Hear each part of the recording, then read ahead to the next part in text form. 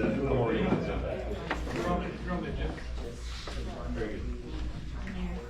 you'd like to speak before the council tonight, I'll sign that.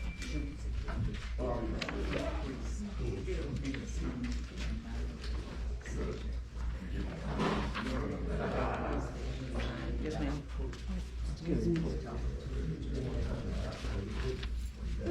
I know it. Tell me how long less time to do But he is That's just the reason I'm asking this question.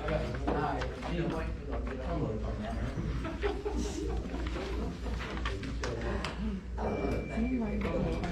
Hey, I got you.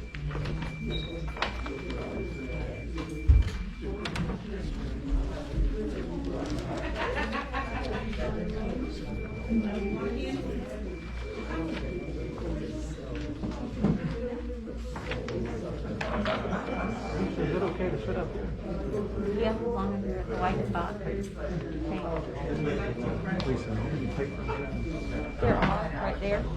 You doing okay? Just a crazy day. Like you caught a big fish the other day. Oh yes, I'm very happy about that.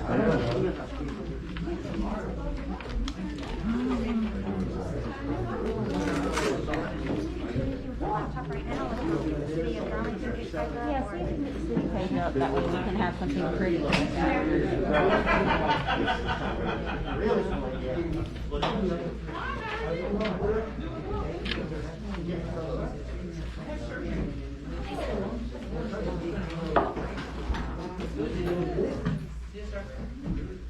I didn't see you could have that.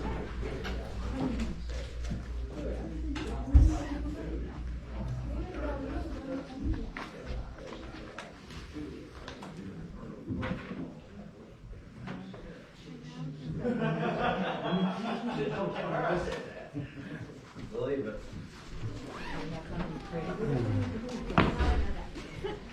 Something pretty to look at versus. Anybody signs up on it?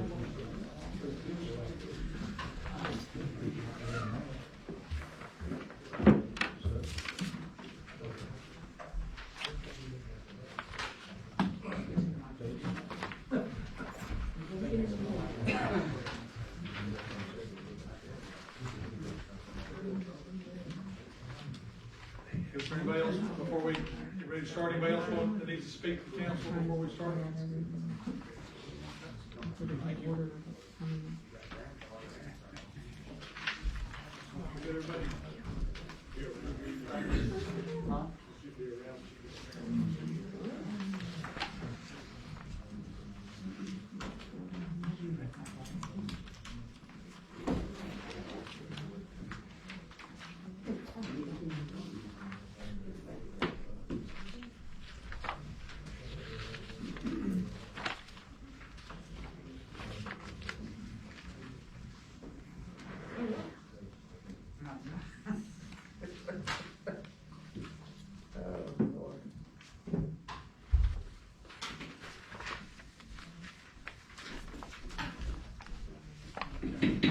Thank you, everybody, for coming tonight.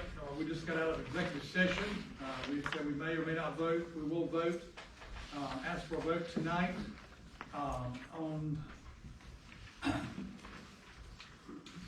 We had a discussion for the underground wiring for Hewitt and Fountain Street for the Duke Energy Fund. So I'm asking for a motion to release from the grant from the Duke Energy Fund $156,485.70 to go toward the above ground to underground wiring for Hewitt and Fountain Street, and the county will pay us the difference for the second half of the part that the city will not be responsible to pay for, to bring those wiring from above ground to underground for Hewitt Street and Fountain Street. With the county to reimburse the city. With the county reimbursing the city. So when, Mr. Mayor, I'll make a motion that the city authorize the expenditure of $156,485.70 to be credited or counted against the funds being held by Duke Energy Progress, to be utilized in converting overhead wiring to underground wiring on Hewitt and Fountain Streets, with the county to reimburse the city for the funds that it has to spend in that amount, and for the county to cover all other expenditures that will be involved with that transformation from overhead to underground wiring. And that Mr. Etheridge worked with county administration to have us an agreement that takes care of the city's side of the issue. That's a long one, I'll second that. You mind repeating that? Like a king. Mrs. Backus? Mr. Gardner? Aye. Mr. Sigurds? Aye. Thank you. All right, motion carries. Very good.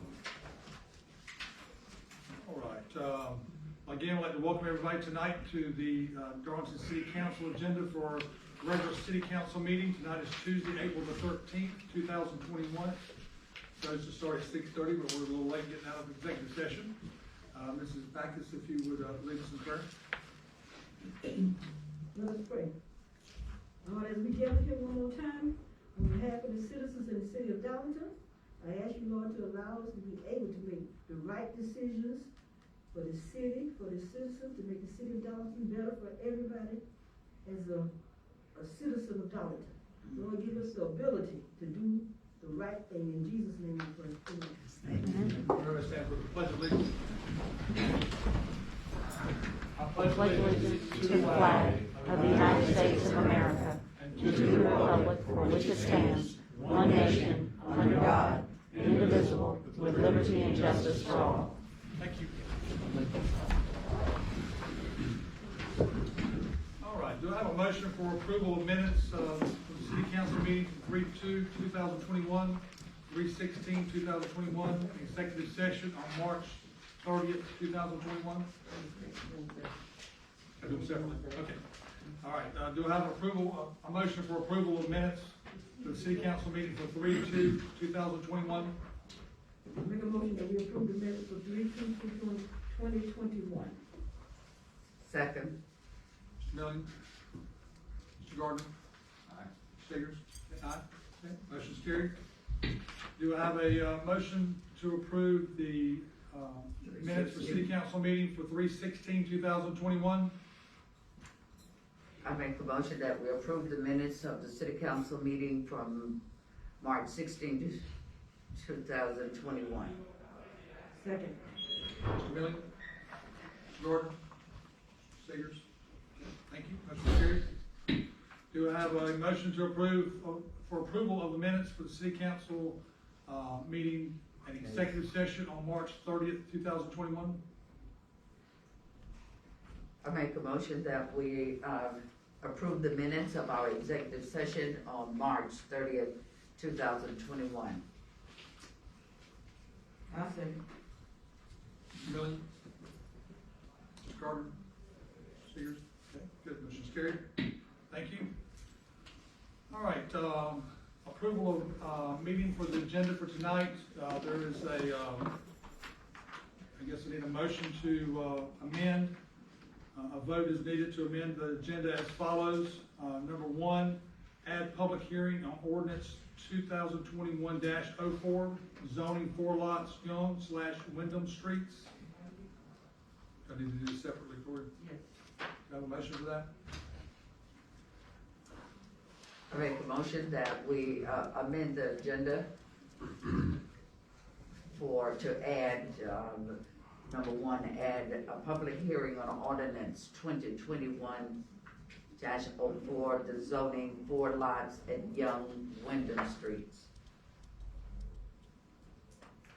I'll second. Mr. Milling? Ms. Backus? Mr. Sears? Aye, thank you. Motion's carried. Do I have a motion to approve to amend the agenda for the following? Number two, item AD, Mr. Barry Bryant and Mr. Bill Lynch will discuss wiring inside City Hall, upgrading credit card system. I'll motion that we amend the agenda item 8D. Mr. Barry Bryant / Mr. Bill Lynch will discuss wiring inside City Hall. Upgrading credit card system will not be discussed. Okay. Second. Mr. Miller? Mrs. Backus? Mr. Sears? Aye. All right, thank you.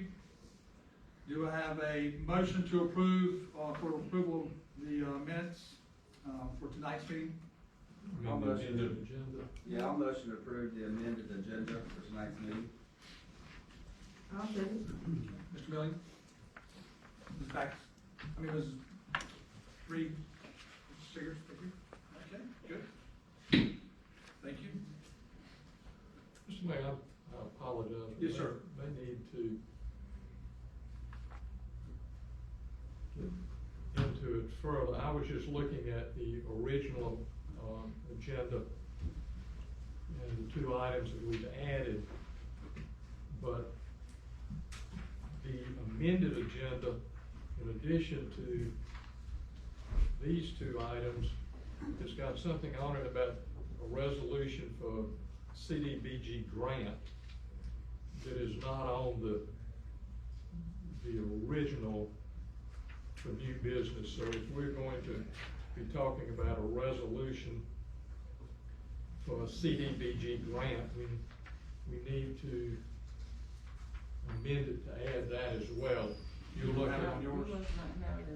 It's not on our, We already been on the amendment. it's not on. I got the amended, and it's down there as item I, but I also have the original one, and I don't see, Right, that's what she said, the amended agenda. we just, so what we're doing is we are We're also amending amending these this two. agenda?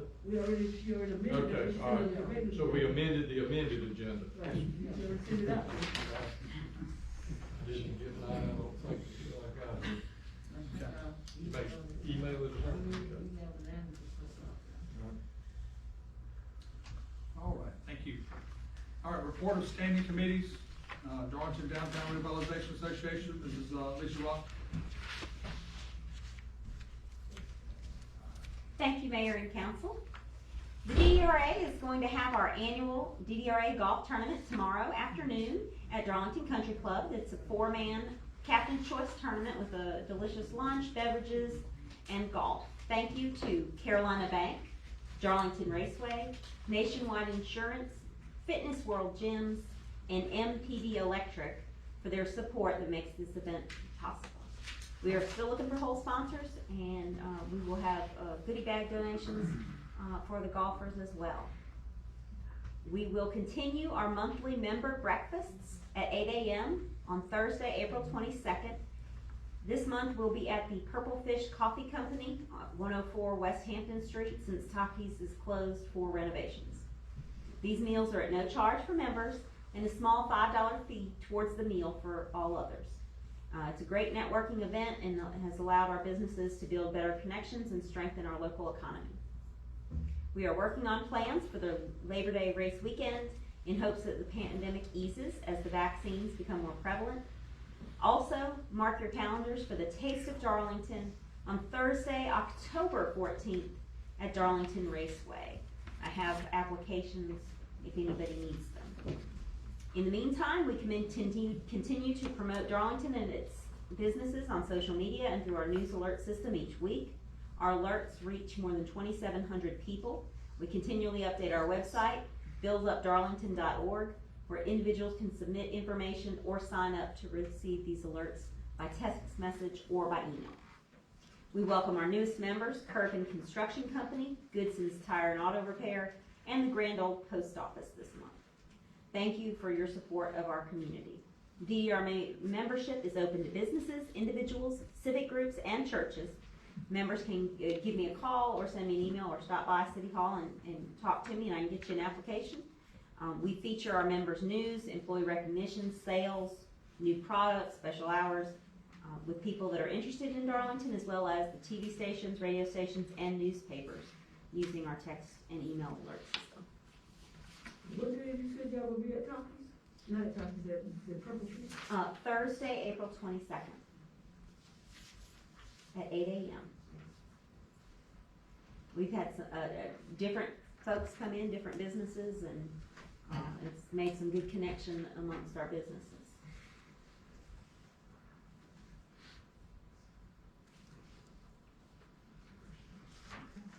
Okay, thank you. Lisa, Thank if I'm, is the cleanup Darlington still going to be this Friday? On the Saturday. 17th? I'm sorry, Saturday. Saturday, the 9 17th? to 12. Okay. Saturday, 9 to 12, meeting at the chamber office For cleanup dollars. for cleanup Darlington. Everybody's invited. Thank you. All right, report of standing committees, Greater Darlington Chamber of Commerce. Anybody here to speak? In the chamber? Okay. All right.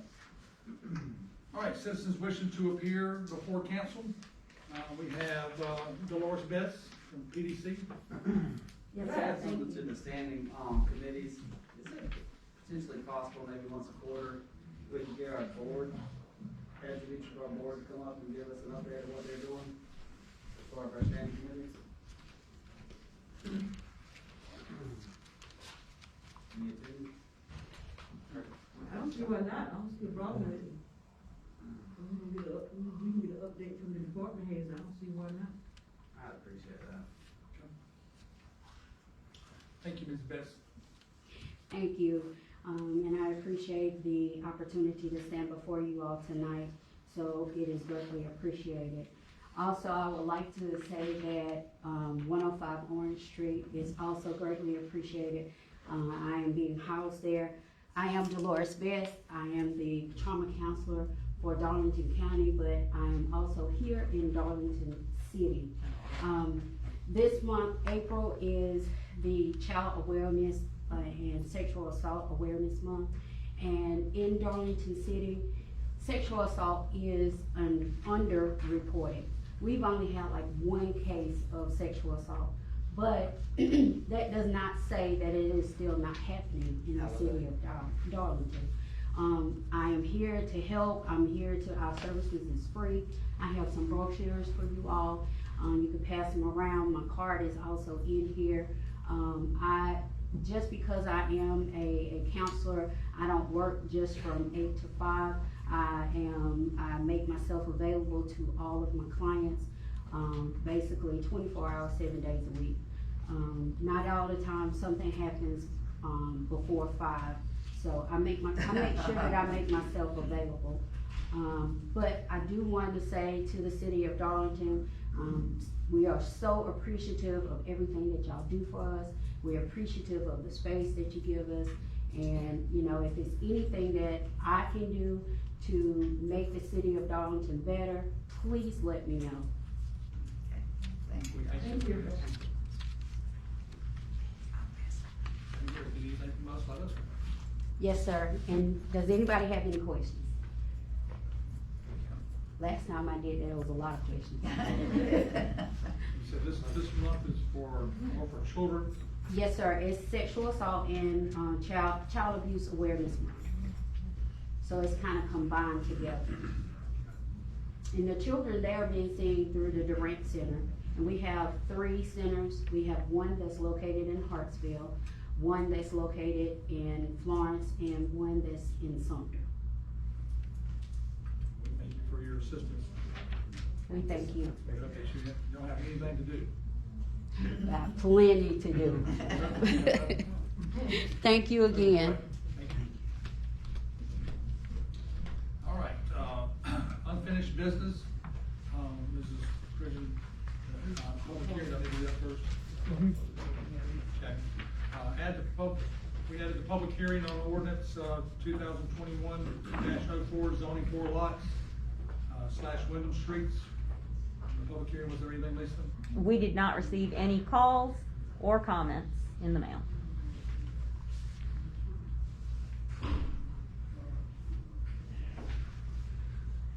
Okay. All right, thank you, Lisa. All right, unfinished business, second reading ordinance 2021-04, zoning 4 lots Young/Wyndham Streets from R8 for 164-05-02-038 and 164-05-02-098. Also 164-05-02-089 and 164-05-02-097. Do I have a motion for approval of the second reading? Mr. Mayor, I make the motion that we approve second reading of ordinance 2021-04, which involves the zoning of 4 lots on Young and Wyndham Streets as R8 classification. Those 4 lots being 164-05-02-038, 164-05-02-098, 164-05-02-089, and 164-05-02-097. Second. Mrs. Backus? Mrs. Reed? Mr. Gardner? Yes. Aye. Okay, motion approved. Thank you. All right, unfinished business, commercial garbage update, Mr. Gainey?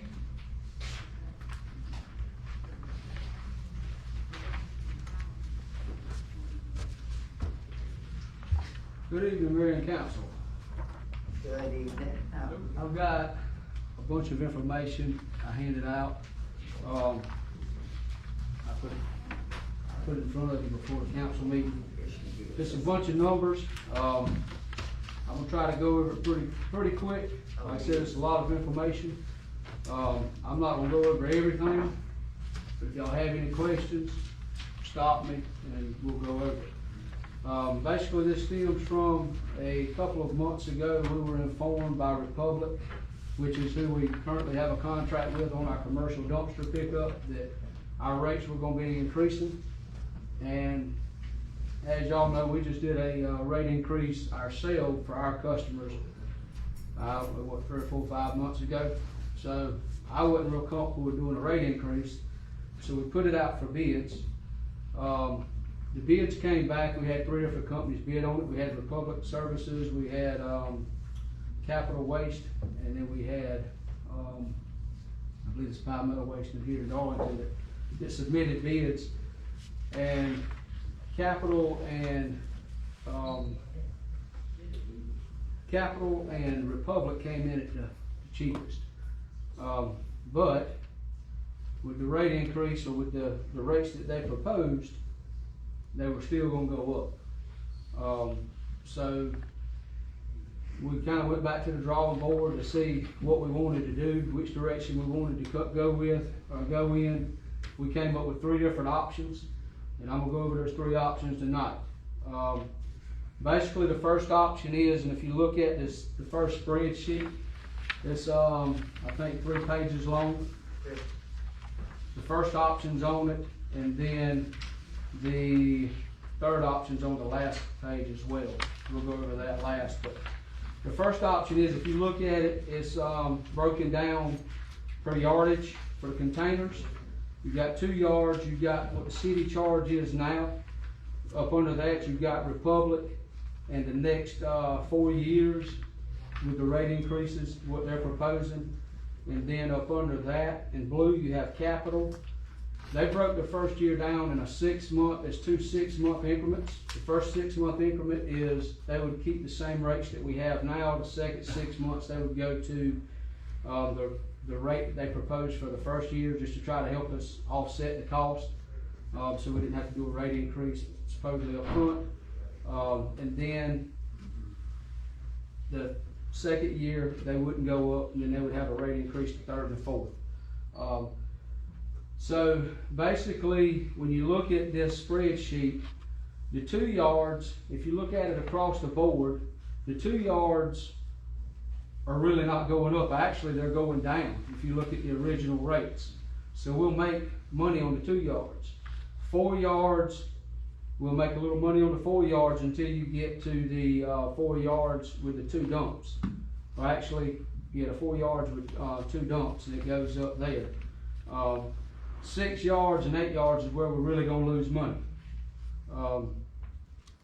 But when you look at the grand scheme of things, and you look at it, if you flip to the second page, so we don't go through all of those numbers, unless you wanna go through them all, but if we go to the second page, basically our monthly income excluding the recycling for commercial, we're bringing in $25,280 a month, which is $360,000 a year.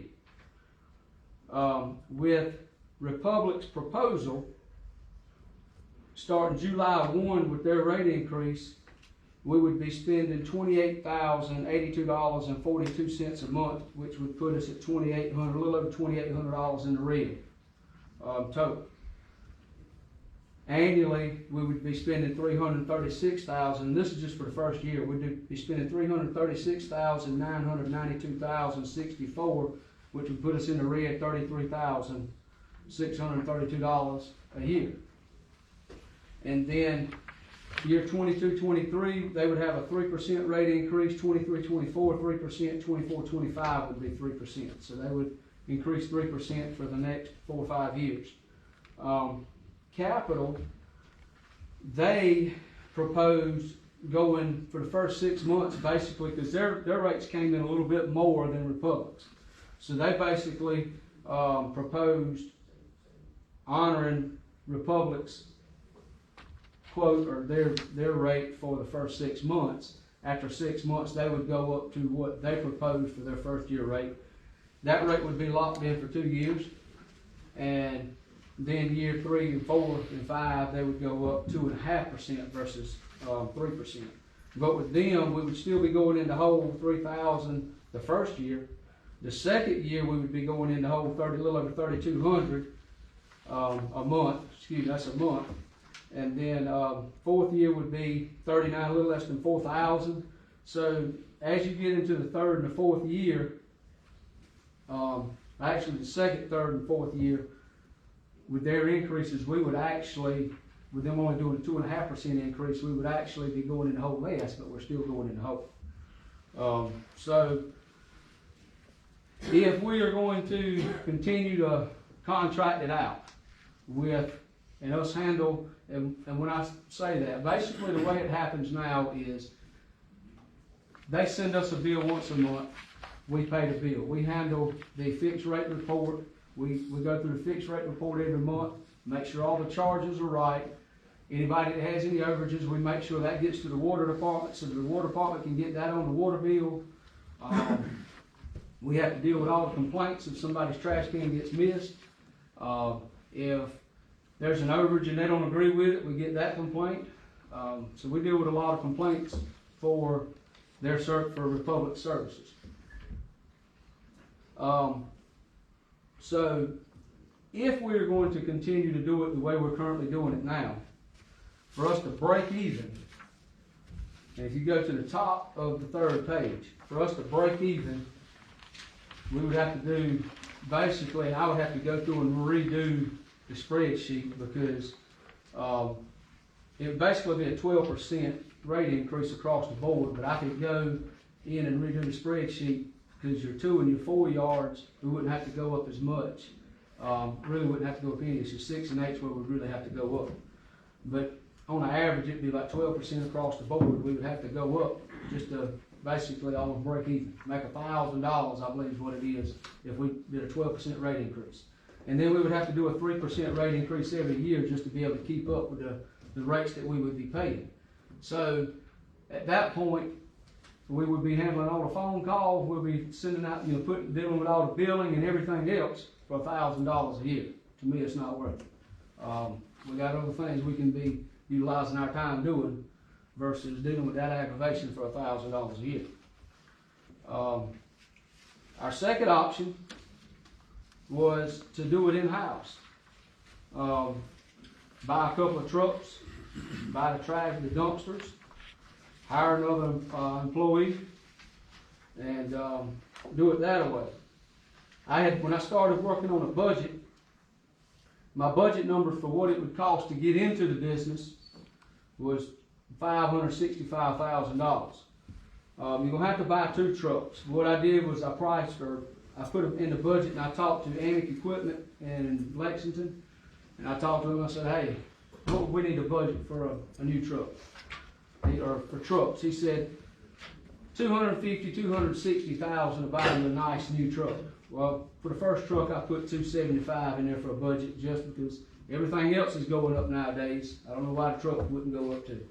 So I wanted to make sure I covered it, so I put $275,000 in there for a primary truck, $125,000 for a secondary truck, and then, $125,000 for a secondary truck, and then $165,000 to buy 179 boxes.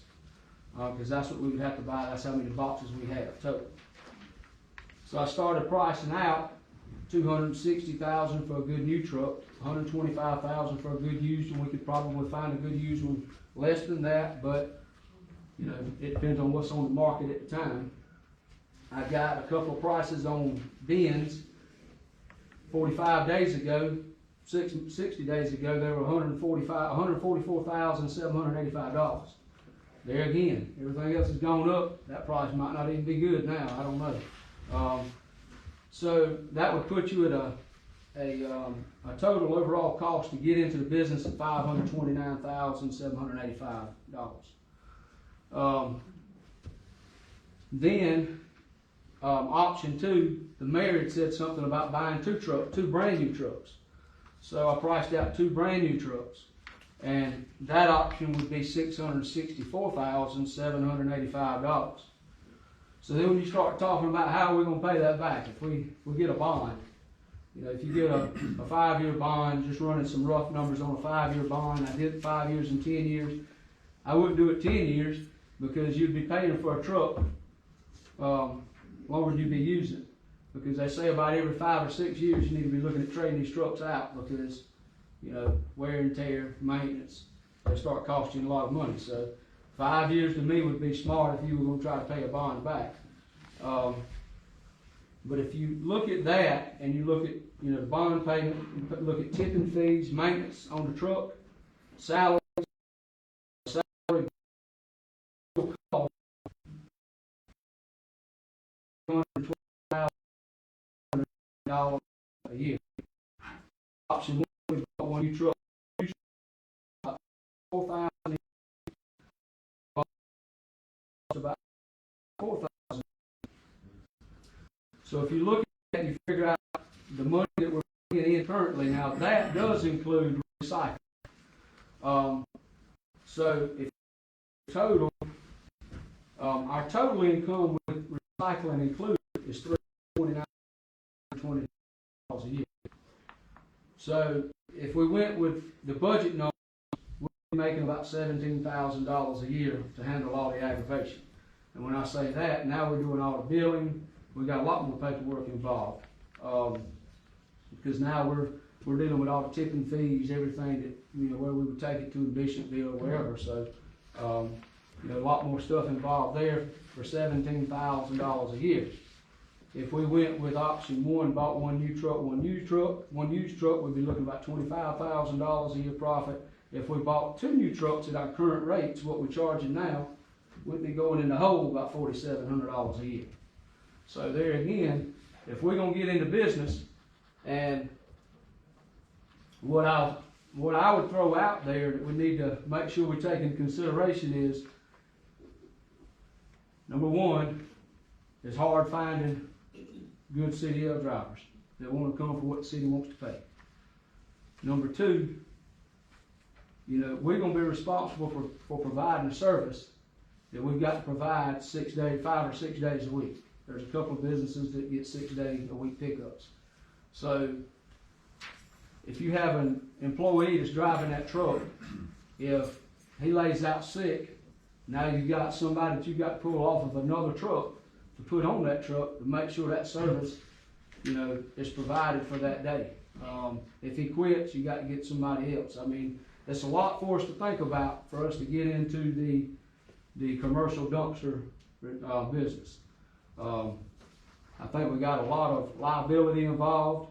You know, most of them are in good locations, but if you get a dumpster that's in a tight fit or tight spot, you've got an electrical line close by, if our truck hits it, we're responsible for it. If Allied hits it, or Republic or Capital hits it, they're responsible. So I think we've got some liability we need to look at. And like I said, I think that's gonna be a major undertaking if we decide that we wanna get in the commercial trash business. So, but that's an option. Our third option is, if you, go to the last 2 pages, or the 3rd page on the spreadsheet. I've got it on the 3rd page on the spreadsheet. Basically, we sat down with Republic a week and a half ago, I believe it was, a week and a half ago. We sat down with them and we talked to them about, because they, whenever they submitted their bid, they say, hey, everything's negotiable. So they came in and talked to us. We talked about several different things. One of the things that we talked about was doing a exclusive franchise, which what that means is basically we wouldn't be in the business, we wouldn't handle the phone calls, we wouldn't do anything. We would just sign an exclusive franchise agreement with whichever company we decide to go with, which would be the Republic or Capital Waste. All of the customers that we currently service, they would deal with them directly. Capital or Republic would do the billing, would bill them directly. If they had questions or concerns, they would call Republic or Capital directly. We wouldn't have to worry about the fixed rate report anymore. There's a lot of stuff that we wouldn't have to do.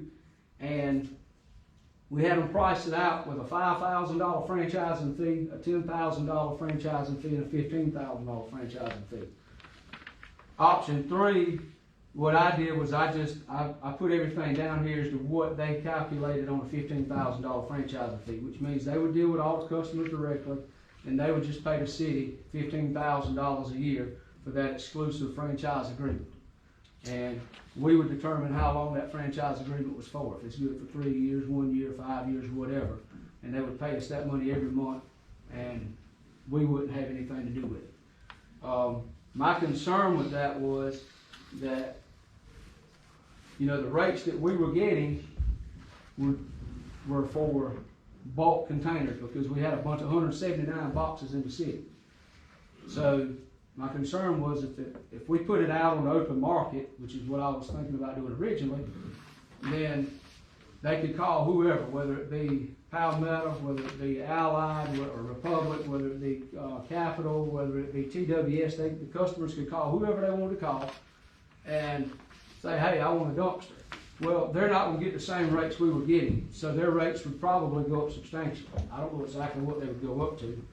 But with the franchise agreement, basically what they're doing with the exclusive franchise is they're honoring the same rates that they gave us. Republic would be a 3% rate increase every year. Capital would be a 2.5% rate increase every year, but they're honoring the rates they were giving us, and they're calculating in that franchise fee and just adding this couple of cents per account per month, or a couple of dollars per account per month, or whatever.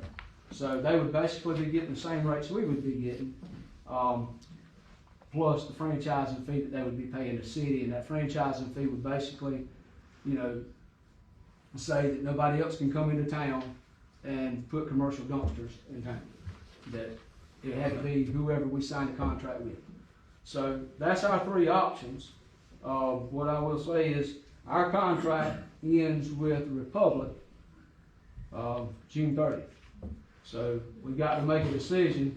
If we decide we want to do it in-house, we need to make a decision quick, because we got to order boxes. And it'll probably take 30, 45 days to start getting boxes in, and then we've got to have time to place them. We've got to find a truck. So there's a lot that's got to happen in the next 2.5 months if we decide to do it in-house. If we decide to do franchising, exclusive franchising, that'll be a lot easier process. If we decide to go with one of the bids, then we either need to decide if we're going to go in the hole every month or every year, or if we're gonna increase the rates again. So that's something y'all are gonna have to decide. All right, well, I have a question for you. On option 3, where we do the franchise, if I'm reading this correctly in the back page, the blue is the new charge, and the red would be the current charge, correct? That's right. So for example, it says 2 yard. So it's That's, yeah, just 2 yards. If you look, 2, 4, 6, and 8 going down, right? yeah, if you look at, 2, 4, 6, 8, the top So is, somebody with an 8 yard dumpster, is currently being charged $100. that's right. Then we'll go to $126, so that some of them will take if they got 2 yard, they're currently paying $55, they'll drop, so just like normal, the rates are gonna change. That's right. And to a negative effect for most of our customers, okay, correct? If we take that. And then if we take that, our current customers are gonna still either take a hit or some will go down, and we'll be promised $15,000, correct? That's right. Okay.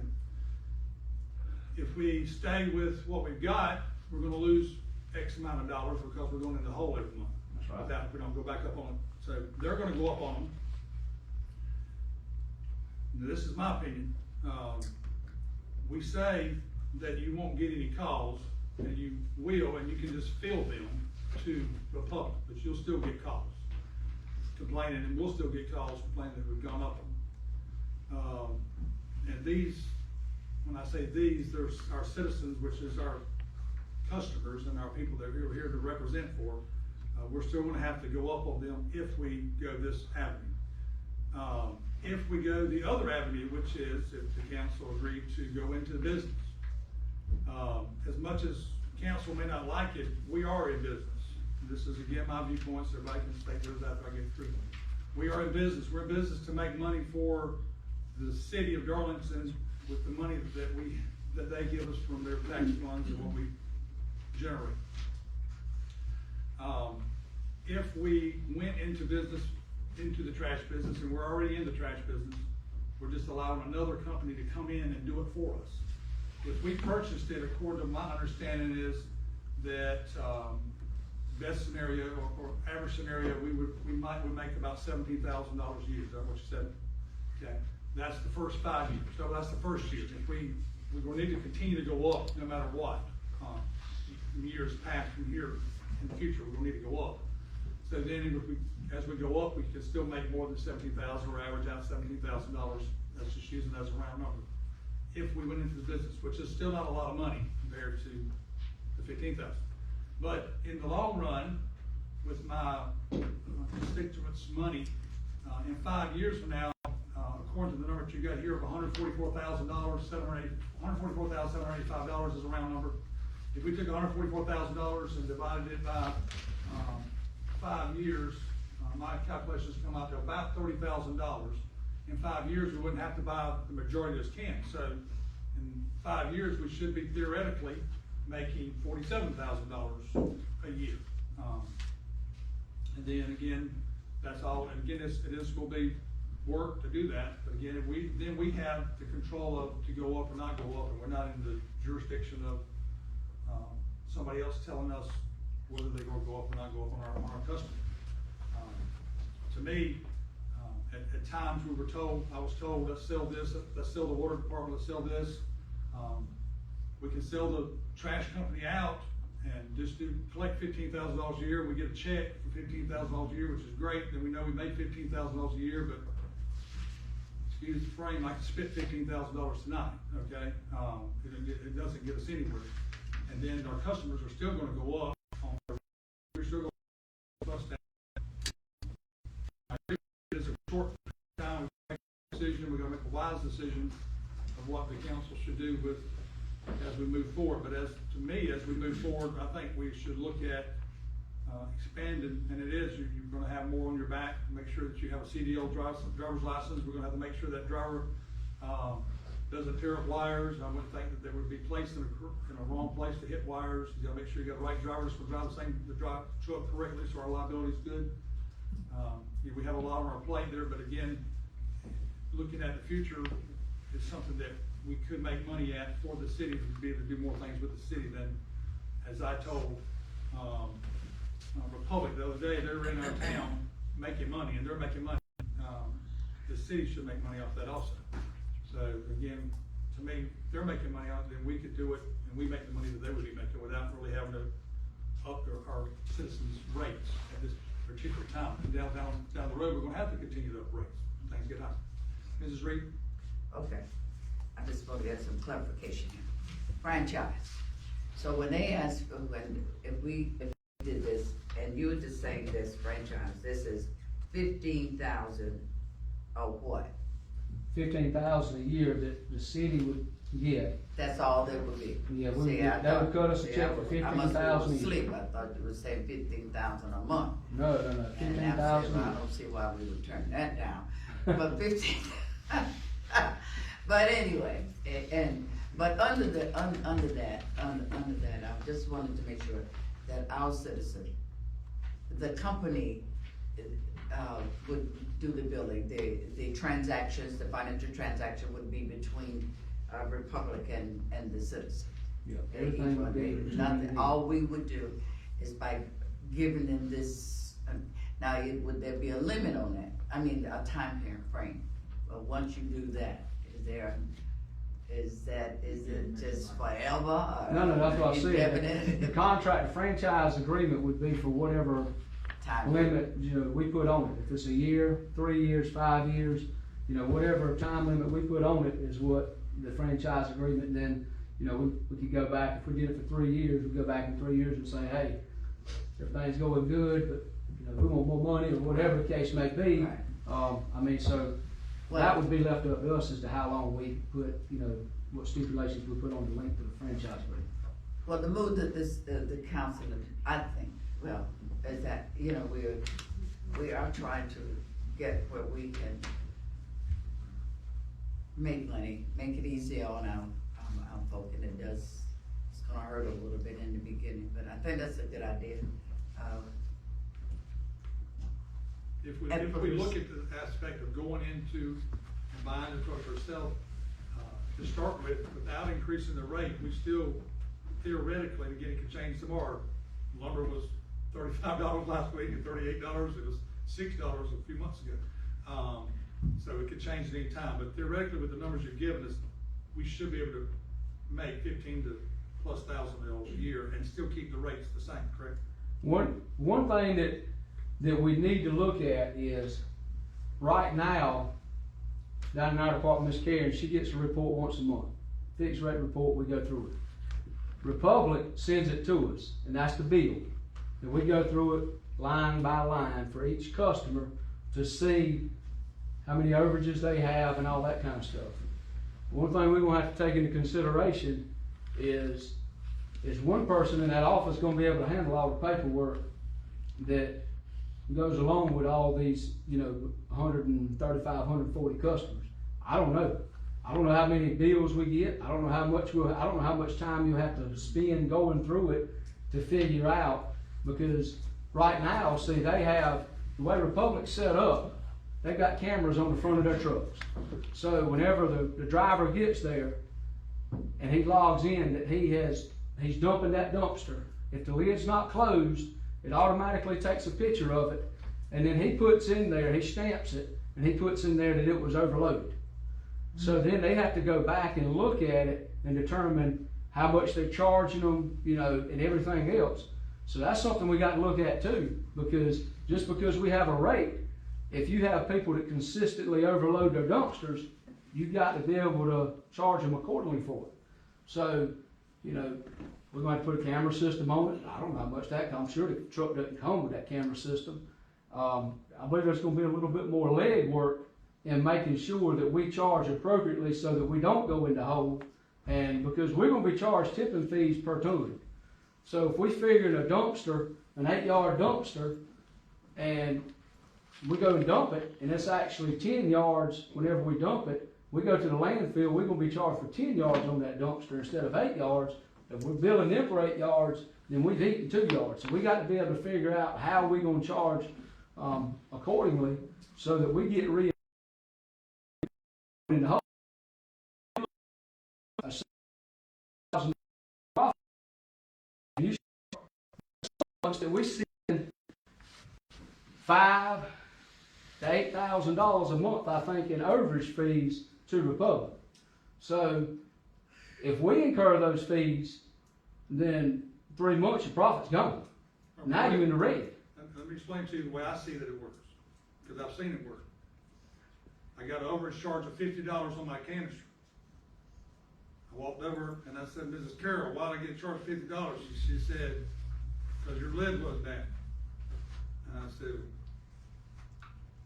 why? There was no proof, no nothing. I paid $50. That's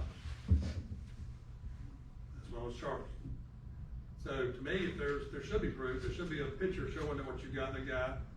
To me, there's 180 cans. It should be a simple billing system. You charge 180 people this amount of money every month, unless they take their can up. If they don't take their can up, they're charged every month. The driver then is responsible to make sure he takes the camera or whatever camera system we need to put on there.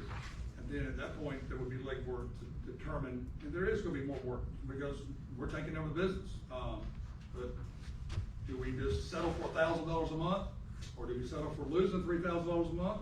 Or do we say, let's go into business and take opportunity? And anytime you go into business, it's a gamble. You can ask every business person sitting in this audience, in business, we all take a gamble. And the city has to take a gamble. Do we take a gamble, or do we sit back and say we're safe line at $15,000 a year? Or do we want to just lose $3,000 every month? Or do we just want to go up on our people and jack our prices up and they all fuss some more? So we gotta make that decision. My thoughts are to take the gamble, but I'm a gambler. I'm a business person, so I see the dollar right there. I see that we can make it work, and make it to where we don't have to go up on our citizens right this second. We still got the potential, and again, we got $17,000 or so there. We may lose, and again, we lose the first year. We may lose the first year. When you go into business, you lose sometimes, but there's a gamble there. So did we take that chance, and hopefully down the road that we can get our act together and make money for the city of Darlington? And that's why I give you your options.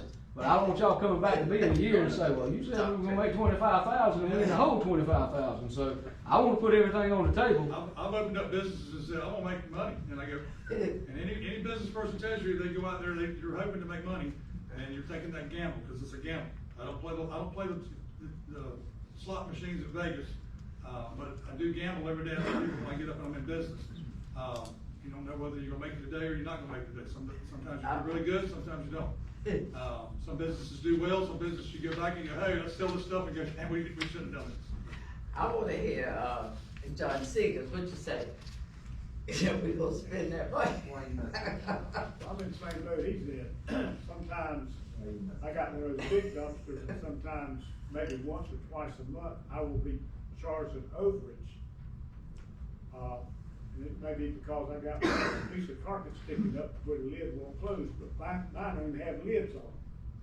All the lids are broken off of them. So you get charged 50 every month. I get charged an overage for it, but I see, as he says, I see this as an opportunity for us to be able to protect our citizens by trying to control the rate increases.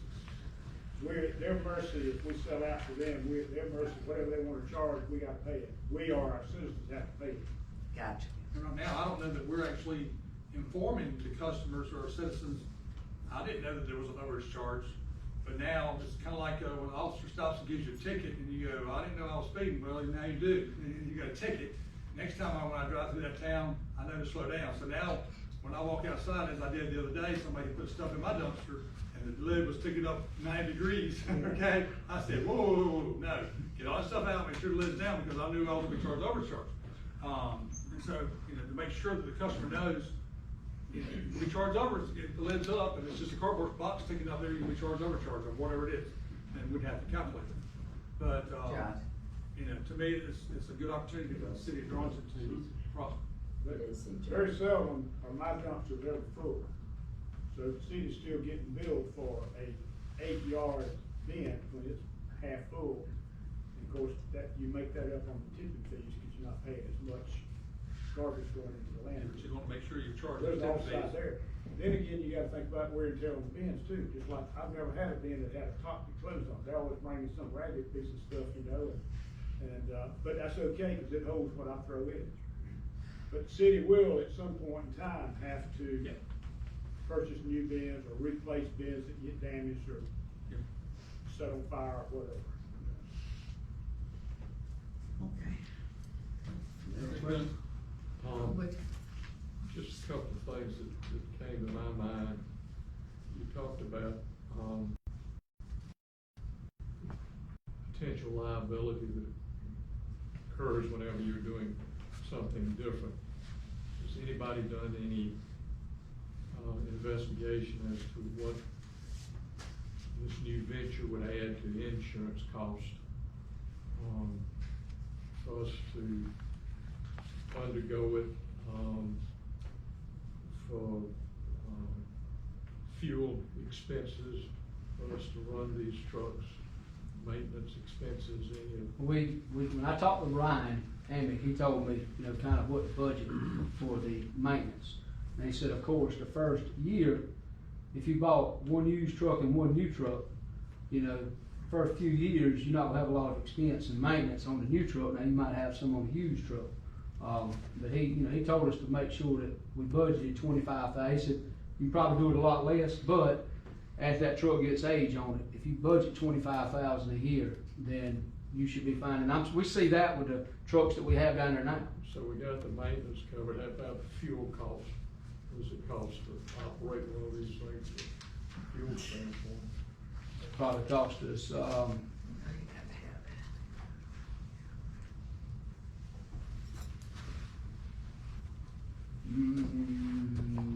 $10,000, $12,000 a year in fuel. Right, and we don't have yet the insurance cost. So the 10 or 12 for fuel costs plus increase in the insurance cost, could take us back to the no profit level without. I mean, I don't think it's gonna be a major profit venture. I mean, you might make some years, but I don't think you're gonna get rich off of it. Where did the figures for the bond cost come from? That was Howard and I sat down and was going over that before. We started working on this, I don't know, what, 3 months ago, Curtis, I guess. It was probably 3 months ago. Does this include the expense involved with our bond attorneys? That Howard gave me those numbers. I can't answer that now. So even at the current rates, we may be simply breaking even or going in the hole a little bit. Yeah. If I've calculated things, correctly, it looks like you were saying we're going, with either one, we're going in the hole some $36,000 or so the first year, another 38 the second year, et cetera. So we're somewhere in the neighborhood of $175,000 in the hole, 175, 180 in the hole. If we stayed with our same rates, and let either one of these companies take it. That's right. So we got 175 in the hole. We got maybe make something, maybe not make something. But rates are ultimately going to have to go up for the consumer who use these boxes, whether Republic or Capital or City of Darlington is doing it. Doesn't look like we can continue on for 5 years, even if we're doing it ourselves under our current rates. If we do it ourselves, I think the first year we would get a good visual as to where we're gonna be at. Second year, next budget year, we'd probably have to do a rate increase. Now, I don't know what it would be. It might be 3%, it might be 10%. I don't know what it would be. That would be, first year is gonna be a learning curve for us if we decide to go that route. And as you say, we don't know what computer software Bill Lynch is going to have to design for the city to be able to handle these things. Number 4, I was gonna talk about. So If we can hurry up. these numbers that you've got here are a part of the cost, but they're not the whole.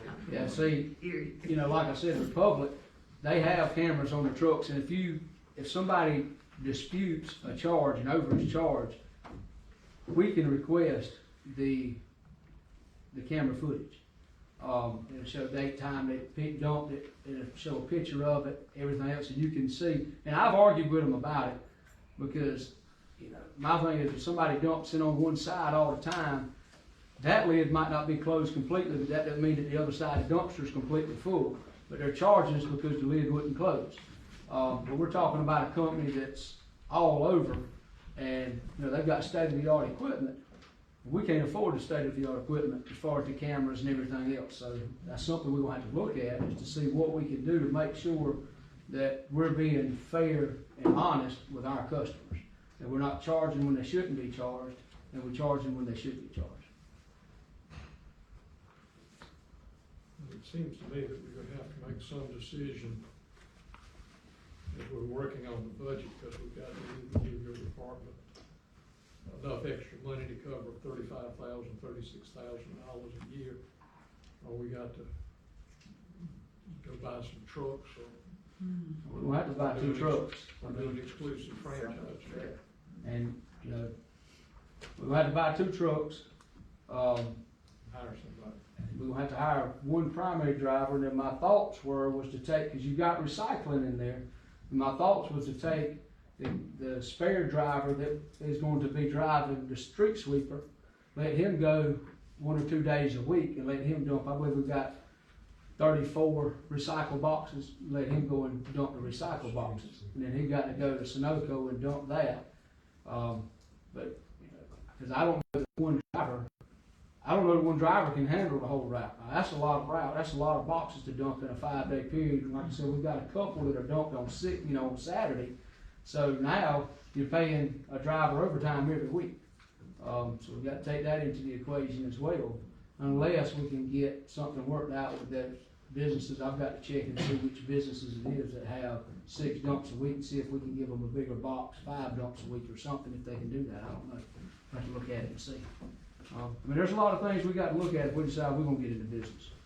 And, you know, like I said, some decisions are gonna have to be made pretty quickly, or we're gonna have a service that's gonna terminate June 30th, and we're not gonna be able to provide the service for our customers, and we're gonna have a world of mess. We're gonna have a bunch of mad customers. Some of his questions I would agree with, let's research the ones that obviously need to be researched. Billing costs, is that not something the water and sewer department could add on to their list of what they do billing wise, since they're already set up? Well, water and sewer, there's a lot of manual work that goes into their billing process already. And like I said, when we get the fixed rate report, we have to go through that fixed rate report, and we have to tell them, all right, this customer here, standard rate applies. This one, they had 2 overage charges, so we got to charge it. So they have to go in and manually input all that information. You know, I've told them, you know, several times that if we could get into that system or get access to that system, then they put that information instead of having to go to Miss Charlotte. You know, they hadn't made a move to do that. So, but there's going to be a lot of manual work, whether it's street and sanitation or water and sewer, as far as the billing goes. To me, the only billing issue should be the overage. Everything My else, fee every year, every month is the same for my trash can, same for Mr. Seeger's trash can, whoever else has trash can, the same. It's always on that bill, it should never even change. Nobody should even have to look at it, unless it was taken off. The only thing that should have to be legwork would be making sure that the overage is figured correctly. How that would need to be calculated. Yes, Ms. Banks.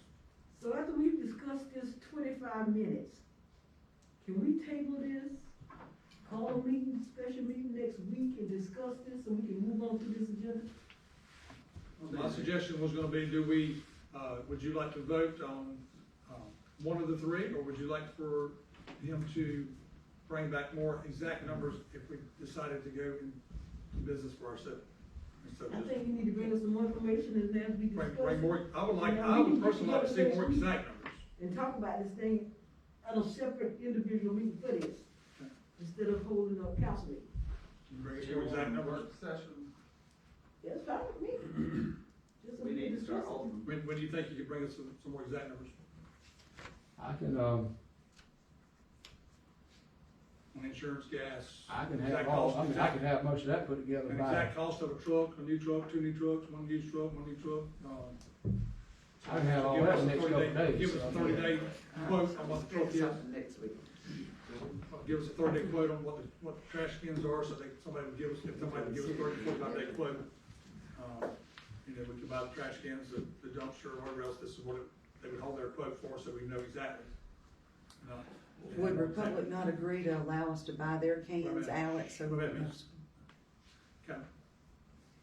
Yeah, I mean, I can have everything in a couple of days, so I mean, I've already talked to the vendors, all I gotta do is just get them to give me a revised quote on the different things, I can talk to Amic and reach out to a couple other vendors on the trucks, try to get some firm numbers. It was hard to get firm numbers because it's changing, there's not a lot of inventory out there for new trucks, and it's just basically trying to find what's available. And especially used trucks, they can, you know, it might be on the market today and gone tomorrow. Right, I understand that, so I would say go back and get the exact numbers and ask if they can give us a 30 to 45-day quote on a new truck, and new boxes, and what the gas, the fuel, the liability, Mr. Miller was talking about, insurance, you know, what that exact cost would be, so we'd have a little bit more firm. And we're gonna schedule a work session. And then we have a work session, is everybody fine with a work session Mr. Nettles will be here next Monday, the following Monday. I got some dates that I'm gonna throw out for you all for budget work session. Okay. You just wanna know the. Well, can we do it during that time? Can we do it during the budget work session? Can we talk about that during the budget work session? Is everybody okay with that? The dates that she's gonna give us out the while? Got some dates. Okay, y'all just let me know. What? That's fine. All right? All right. Okay, thank you.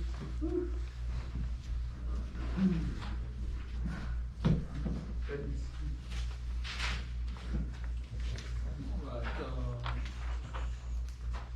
new business, reopening of City Hall, Councilwoman Elaine Reed, Chief Oh. Washington. Okay. Thank you all for this. I just wanted to, kind of get ahead, to reopening of City Hall and look at, ways that would not put our staff, our city staff at risk by opening it up. But I did want to, just kind of get ahead as to, so we would be prepared and coming soon, because it seems like, there is some interest in us opening up. There has been some kind of comments about transacting business at the doorway, those kinds of things. But I definitely did not want to put us at risk, at all, at any time. So in consulting with our chief of police, and, we talked extensively, and he did a lot of the research and talking with other municipalities. And so I'm in agreement as to what he is gonna present to you tonight. So thank you all for that. Sure. Thank you so much, Councilwoman Reed, Mayor Boyd, council members, Madam Clerk, citizens of Darlington, good evening. And I promise to be brief unless you all have a extensive number of questions. I've met, in fact, Councilwoman Reed and I, we've had a couple of discussions about reopening. Technically, we've never really closed. We have been doing business here at the city of Darlington, but with restricted access, I guess you could say would be the most appropriate way to put it. I reached out to a couple of jurisdictions across the state. They're doing things similar to what we're doing. Some of them have opened the doors where people can come in. They have quite a few restrictions. I in turn also called the county administrator today, Mr. Charles Stewart, and spoke with him. The county, as it relates to the courthouse, is going to be loosening restrictions around May. And after discussing with him and looking forward to the meeting with him and the clerk, as I explained to Councilwoman Reed earlier, I would recommend to the city that we do the same thing, that we just follow suit with whatever the county's doing with the courthouse. Now, obviously, people are still not going to be able to, there are gonna be some restrictions as it relates to social distancing, either recommendations or requirements as it relates to wearing of masks. That will be a decision that council will make. Regular sanitization of the building, which is a lot of this stuff is already being done already. And I would probably recommend to council to maybe consider purchasing temp scanners at the Pearl Street entrance as well as the entrance to the police department. We would be able to use the ones with the police department for court, for folks that are coming in to do business with the police department, but also whenever we have meetings for council, we'll be able to check folks' temperatures, and the machine will do it all for us. And so that would be my recommendation, that we follow suit with the county. If there's some other things that you all would like to see us do a little bit differently, just, please by all means let me know. We'll certainly take it into consideration. But I would recommend us following suit with the county. Is this an automated temperature scanner? Yes, sir. Yes, sir.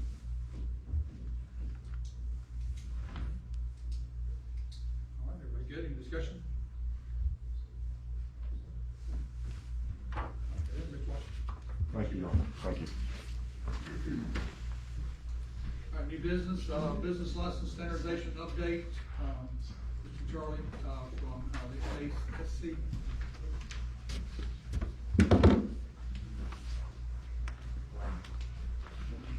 Oh, yeah, I'm sorry. Mr. Mayor, members of council, it is great to be with y'all again this evening. Business license standardization, I'm gonna be brief as well. Our staff put together a overview. Hopefully you have been reading about the information in our Uptown Update emails that we've been sending out on our website. I would encourage you to go to www.masc.sc. For a recap, that those that may not have been on council for a number of years, for many years, over a decade, there has been, well, let me back up, business license is critical. Depending on our municipalities, about 240 in our state charge a license. There are a number of counties that charge a license. It's anywhere from 20 to 50% of your municipality revenue. It's very important. There's a lot of folks that would love to eliminate the business license, but the reality is there's really nowhere to replace that revenue. It's a critical revenue. So over the last 10 years, we've seen legislation proposed that would restrict and limit the revenue. And so with your help and work of other municipalities, the Business License Standardization Act was passed this past September. It was basically a compromise to try to bring all the parties together and provide standardization. The goal is to be better business friendly. And so what will standardization require? What is the city of Darlington going to have to do? You're going to have to standardize to the model structure that we work to get adopted into the law. The biggest component, or one of the components of that, is the standard license year. The license year going forward is going to be May the 1st through April the 31st. All right. You currently operate January the 1st through December the 31st. So you're going to have to transition to the new license year. There's also a classification system that you're going to have to follow. And there's going to be, and we're already working with your staff to do what's called rebalance. In the law was the goal of revenue neutrality. The legislature did not want this to be a windfall of new revenue for our municipality. And so we're going to be working with you to rebalance under the new structure to ensure revenue neutrality. So your staff are working with us currently to work on an Excel model that we will work to rebalance your rates. And later this fall, your staff will be asking you to adopt the model business license ordinance. So there are a number of steps that we need to get you to to get to compliance, and you have to comply by January the 1st of 2022. The key is that you still set your rates. So even though we're going to be this year working with you to rebalance and ensure revenue neutrality, even though there's standardization, there's going to be a standard date, standard application, standard classification system. You as your council over your city, you're still going to be able to set those rates. So again, I just wanted to give you some face time with me to talk about license standardization. Be glad to answer any questions if you have any of the information that you've read, anything that you have with me. Sounds good. I've been reading it. Thank y'all for the oath. All right. Yes, sir. Charlie, since we have been in the January 1 timeframe, and this calls for renewal May 1, are we gonna lose 4 months worth of revenue? No, sir. And again, we're giving you a recommendation, but you surely can adopt your own process to this. What we recommend is that you extend your license 4 months. So in essence, you just issued licenses in January. We're recommending you extend those till the end of April, which would be basically a 16-month period. They're still only going to pay for 12 months. It's still only going to be based on 12 months of revenue, but you're just giving that lengthening the license. We've been working with Ms. Pridgeon and your staff. We would recommend that you go ahead by ordinance and adopt the new calendar year by ordinance, establishing that year, and then that would create that 16-month period. And then later this fall, you would adopt the full model ordinance where you would update your rates that would reflect a rebalance system. Good question. So you wouldn't prorate the 4 months, 3 months? No, sir. Again, they're not going to be paying any more. It's still going to be based on 12 months of gross revenue. So there's no additional revenue to the customer. A good question. Anything else? All right. Thank you, Mr. Yep. Thank you.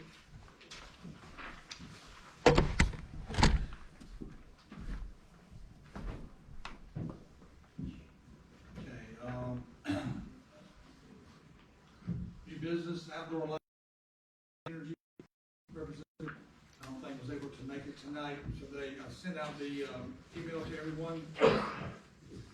And the proposal that she gave was that to change all the lighting to the new lighting that is at Food Line Shopping Center area on Main Street.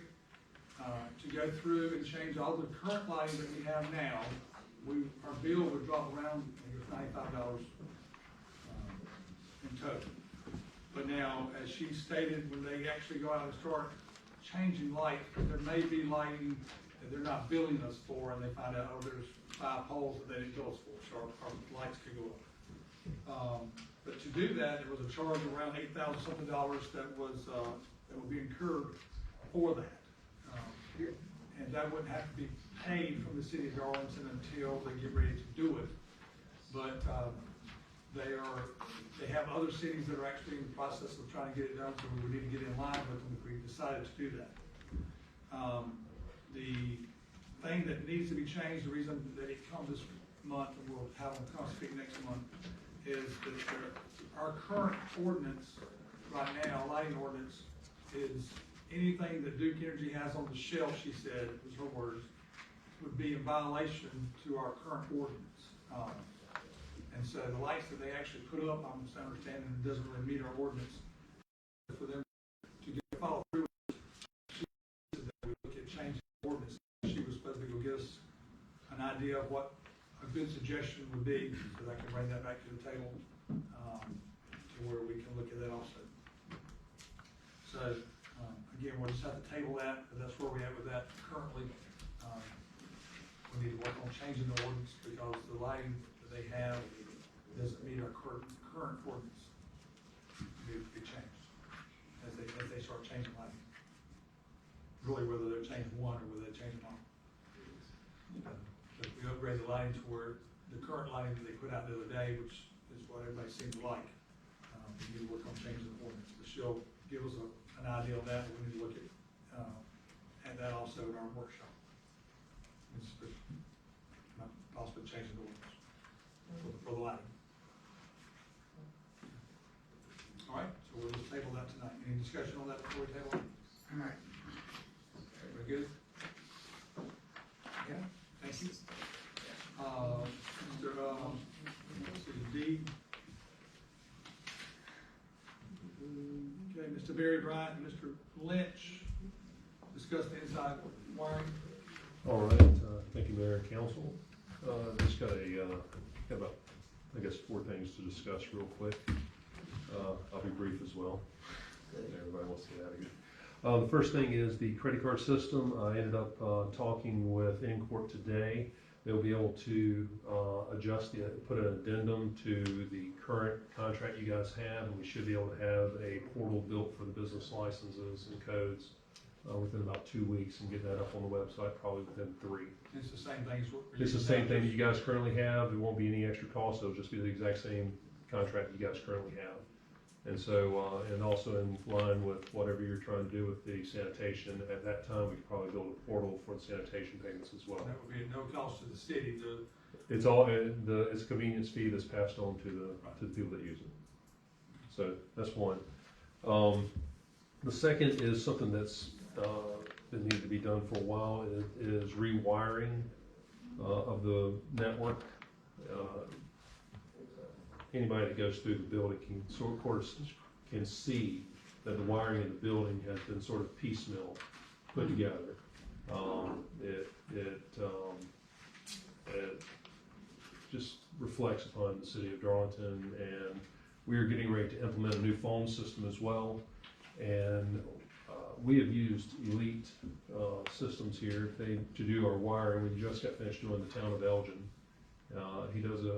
There are cheaper people out there, but he does a pristine job, and we've used him. So basically, he put together a proposal for wiring the front half of this building, which will take care, it'll basically centralize a lot of the stuff, get rid of all the wiring that's hanging down from the ceiling, make it workable and usable and clean. So that is, any questions? What was the total on that? It was $9,357.43. It's 39 drops. You're going through brick. You're running it through all over the place. You're moving the wiring from the corner of the codes area, putting a rack mount up, rack mounting the switches, going into the water department. You're getting rid of that rat's nest that's up against the back of the wall, all the hanging cables that are going from the ceiling, draped down across the side. There'll be a nice wiring trail around. It's just going to clean up a lot of the city. It's going to make it look more professional. So technically, all of this is just cosmetic. It's also, the wiring is old, and we're getting ready to, basically it's Cat 5 cabling that's been there for years. It's mixed match. Eventually it does wear out. And so basically the Cat 6 is going to be used for your phone system as well. Because the phone system is going to be voice over IP. It's not going to be analog. And so we need wiring for that as well. It's more than just cosmetic.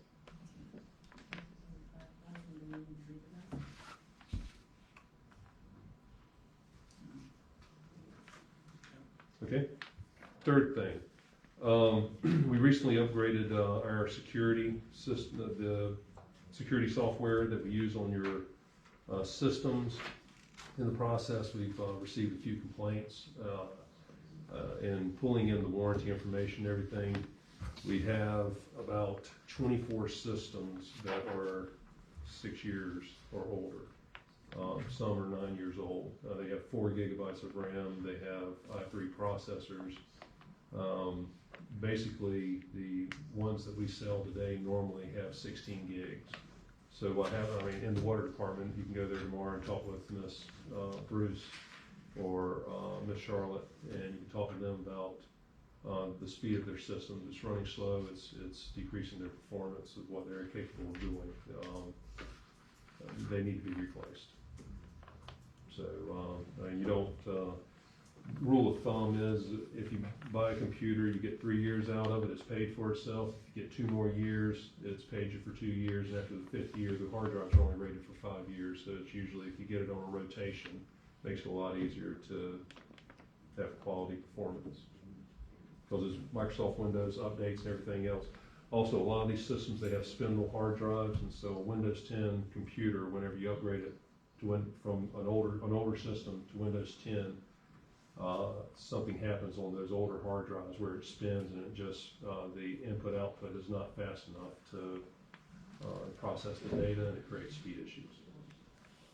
Yeah, do you have a price on that or exchange? I can get one. That was just, that was dealing with a phone call with Miss Bruce right before I came up here. So I just I did a report and pulled that information, and I can get you a price. So, and the last thing is the software. There's software out there for the trash pickup stuff that would fit. We just have to research that and get that done. Okay, Mrs.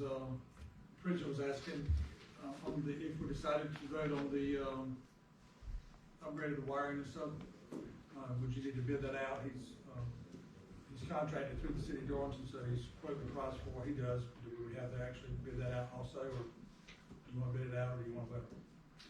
He's quoting the price on what he does or for the other guy does? I mean, he's quoting it out. I'm just representing him while I'm up here because basically he provided a thing. It's totally 100% him. There's no quid pro quo or anything. All it is I know his work, I trust his work. He's done it for me, and if you want to use him, if you want to bid it, I mean, it's entirely up to you guys. I work for the city. All right? So do we need to bid, do we want to have? So it's entirely up to you. I know his stuff works. I've used him before on multiple occasions. He's the guy I call whenever I need wiring done. You guys ask me to do wiring, this is what I do. And this is who? This is who? Sandra. Oh, I thought you were Barry. No, I'm Bill. Oh, okay, all right. So come and explain what your company, who you are and your company and everything. So my name is Barry Bryant. I'm with Elite Security System. Oh, okay. And on multiple occasions, I've done a lot of wiring jobs for assets for Mr. Bill Lynch. We just got done taking over the city of Elgin. We redid all the wiring throughout the whole city, the police department, everything. They had the same situation going on. The wiring hanging down, old wires. After a period of time, when you have everything that's piecemeal, like Mr. Bill said, you're gonna start having some problems. And when you upgrade to a new voice over IP system for this phone system that you're gonna be getting, if one goes out, it can knock them all out. So we need to get the wiring updated, get everything back up to par where it needs to be at. Yeah, another aspect of it is nothing in the place is labeled. Yeah. I mean, it's not labeled. If we have an issue, I mean, it could take hours trying to locate the problem because we have no clue where it's at. I mean, you just need to take a walk through and look at it, and I think. I did, I saw it on television. So anyway, whenever he finishes, the wall ports will be labeled with numbers. They'll match up with a patch panel. There's little tiny cables that go to the switch, and then everything is nice and neat. It works. It makes things a lot easier. I mean, you get what you pay for. So let me ask you another question. Yes, ma'am. And this is just a total different ballgame. The tablets that we have, that we received 2 years ago, Yeah. the Apple tablets that we had that we were supposed to use for council, Right. whatever happened with updating the tablet? Those tablets were bought before you guys even started with us. Basically, you guys said for us to work with those tablets, and we provided those tablets to you guys. I mean, I guess the question. That's your problem. Basically, they had already purchased it. It had been sitting in a box for 2 years, and we made those work for you as much as we could. What is the question? Question was, are the tablets where we could actually use the tablets for our council meetings? That was what I was trying to get to. Purpose is to go paperless, essentially. The So- purpose is to go paperless. Which is fine, and we had actually, did quite a few things, and then at some point it probably died on the vine. At this point, the age of those tablets would probably be, So you're saying we need new tablets, basically, what you're saying? I don't know, I mean, based on I'd have to look at the tablets again. It's been a while since I've actually looked at them. But I mean, technology moves on, and Apple and them, they update their products and everything else. But basically, those were purchased well before I ever was working with you guys. Gotcha. And we had a whole bunch of things where we set up things as far as to try to help you guys go paperless, and then at some point, I mean, people stopped working with us to try to get things done for you on that. So, I mean, we went all the way to the point of actually helping Lacey actually create PDF files that you could actually click on, and it automatically rotate to the point of the agenda that you needed to go to and everything else. So, I mean, we did quite a bit of work with that for it not to go anywhere. Okay? So we would like to table it, ask for additional bids, or? I'm sorry, Mr. Berry, but we have to bid this out. It's over $5,000, it's not a question. Man, that's fine. Yeah. It's not, I mean, we need to bid it out. It's not a question. It's over $5,000. That's, Because that was what we said before. No, that's fine. Okay. I'm used to it. I've been in business for a while now. But definitely for the bid, yeah. Cause I won't you down.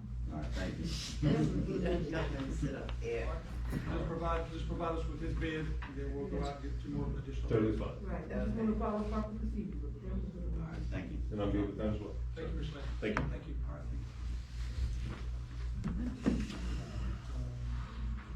right. All right, item E, discussion of administration building.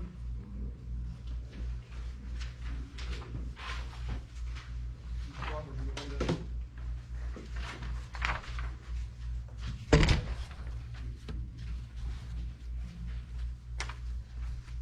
As some of y'all may have noticed, my office has moved to City Hall, the old council chambers.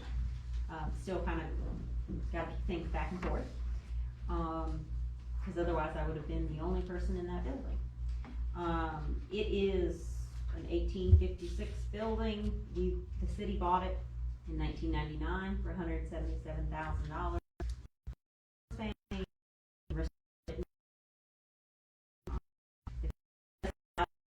Page is 176, and we did have some damage from the storms in October 2015, and we got all those things repaired with the help from some state historic preservation grants.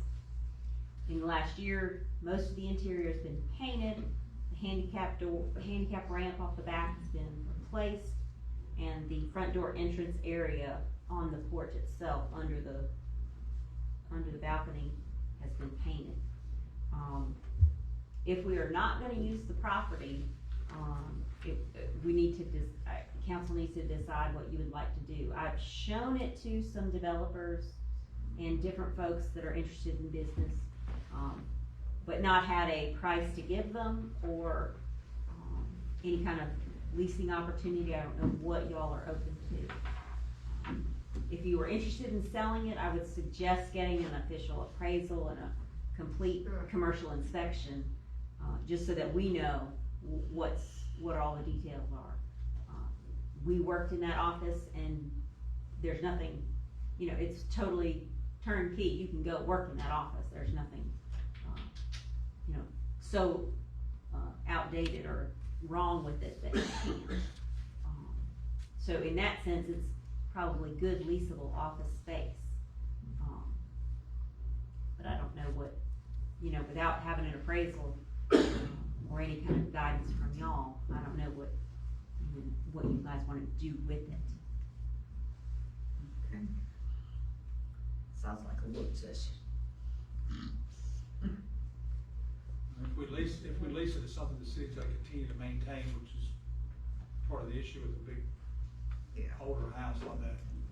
That is, it's gotta have somebody with some love and care that wants it. Of course, we don't want it torn down because it's a beautiful house and it's still great shape, so, again, if it's left and continue to sit, it's just gonna deteriorate like other houses do. So we don't want the city to be responsible for taking a house and letting it sit there. We allow two people to operate in it, and, so Mr. President myself asked for Lisa to come over, so we suggested that we bring it in, if you'd like to do it also as a workshop on what we'd like to do with that. It's great, we can add that to our workshop. It probably cost you around $400 to $800 to get an appraisal, and probably for a commercial inspection, $2,500 to $5,000. So it kind of depends. It's based on square footage and who you go with. But so it's still under $5,000 to get those numbers done if you wanted to sell the property. From a lease standpoint, would the appraiser be able to give us? I think in Darlington, you're probably not going to get more than $10 a square foot, and you're probably not going to be able to get that, given the average daily traffic on that street. You're talking $5 to $8. $8 is probably what you could manage to get. It's about 3,500 or something like that, something in that neighborhood.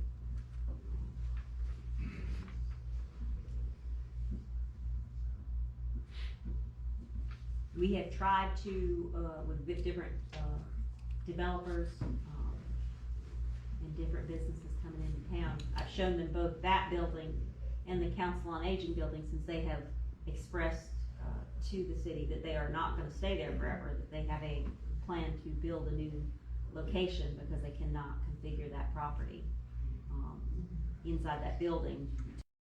So both of those buildings are eventually going to be on our table.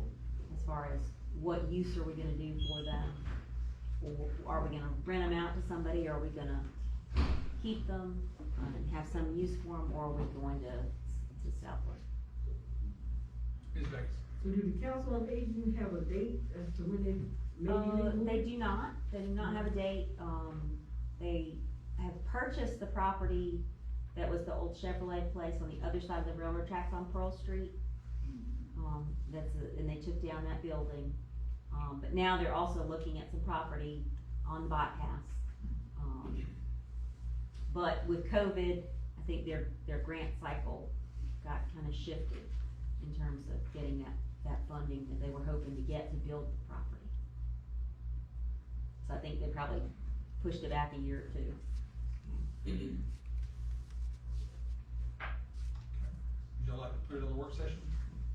Yes. I think we should. Okay, thank you. Thank you, Ms.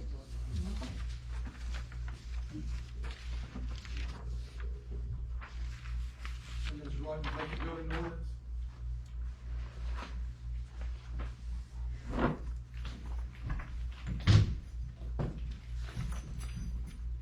One of the problems that council has asked us to address, citizens have come here and asked the city to address, is vacant commercial properties. And to address that, in doing some research, I found some other towns across the country, and there are other towns in the city of South Carolina, Sumter, Columbia, Greenville, that are doing this, where they have a vacant building registration program. And so what this is basically, you've all seen the buildings downtown that people have come, like this building here, that's sitting empty and has sat empty for at least a decade, I think. And I'm sure there's others around town that you are familiar with. Yeah. So the problem is the vacant buildings can attract transients, trespassers, criminals, creates blight in neighborhoods. It can create fire risks, safety hazards. People use vacant properties to dump furniture and mattresses. It decreases property values and discourages economic development.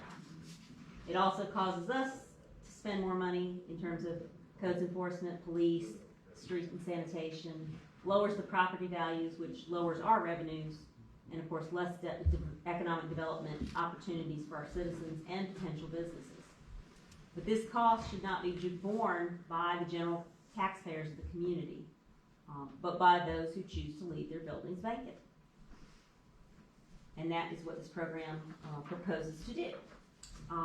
Here's another example of one of those buildings. They're on Pearl Street.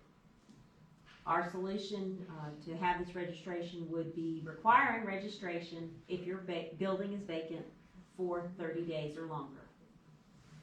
So if you have a property, you need to register it with the city that it is vacant, and you will get a certificate or some such thing.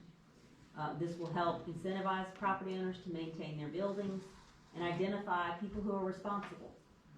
Actually get some contact information for property owners, not just what the county has, which is simply a P.O. box for some folks. This program will also allow the owners to correct any imminent public safety violations, garbage accumulation, junk vehicles, securing properties, and other immediate hazards to the public. This also will allow the city to track our costs and other information like this for grant purposes. Now, obviously, this will also allow property owners to work with the city too. Because obviously, you can't just magically sell your property or magically fix it up in, 10 days.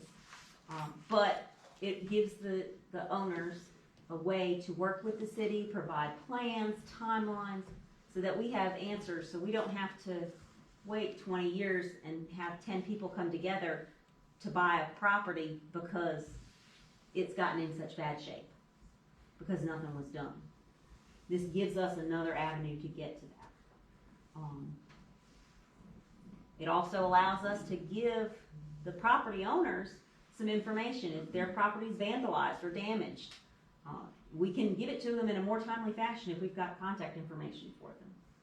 And also, this will encourage people to either occupy their property, fix it up, or sell it to somebody who is going to use it. Now, in terms of dollars and cents, in your packet, you've got the more detailed version of the ordinance with all the figures. The fee essentially would be around $400 to $500 for a vacant property registration that is not in compliance. So this would give us a way for codes enforcement to look at these properties and say, hey, you've got major violations here. You need to correct them, or you're going to have to register this and pay us $500. The longer it's vacant and the longer it's out of compliance. Now, if it's in compliance, there's nothing wrong with the building. It's painted fresh or looks fine. They just are holding on to it. They're waiting until their kid grows up to open their business or whatnot.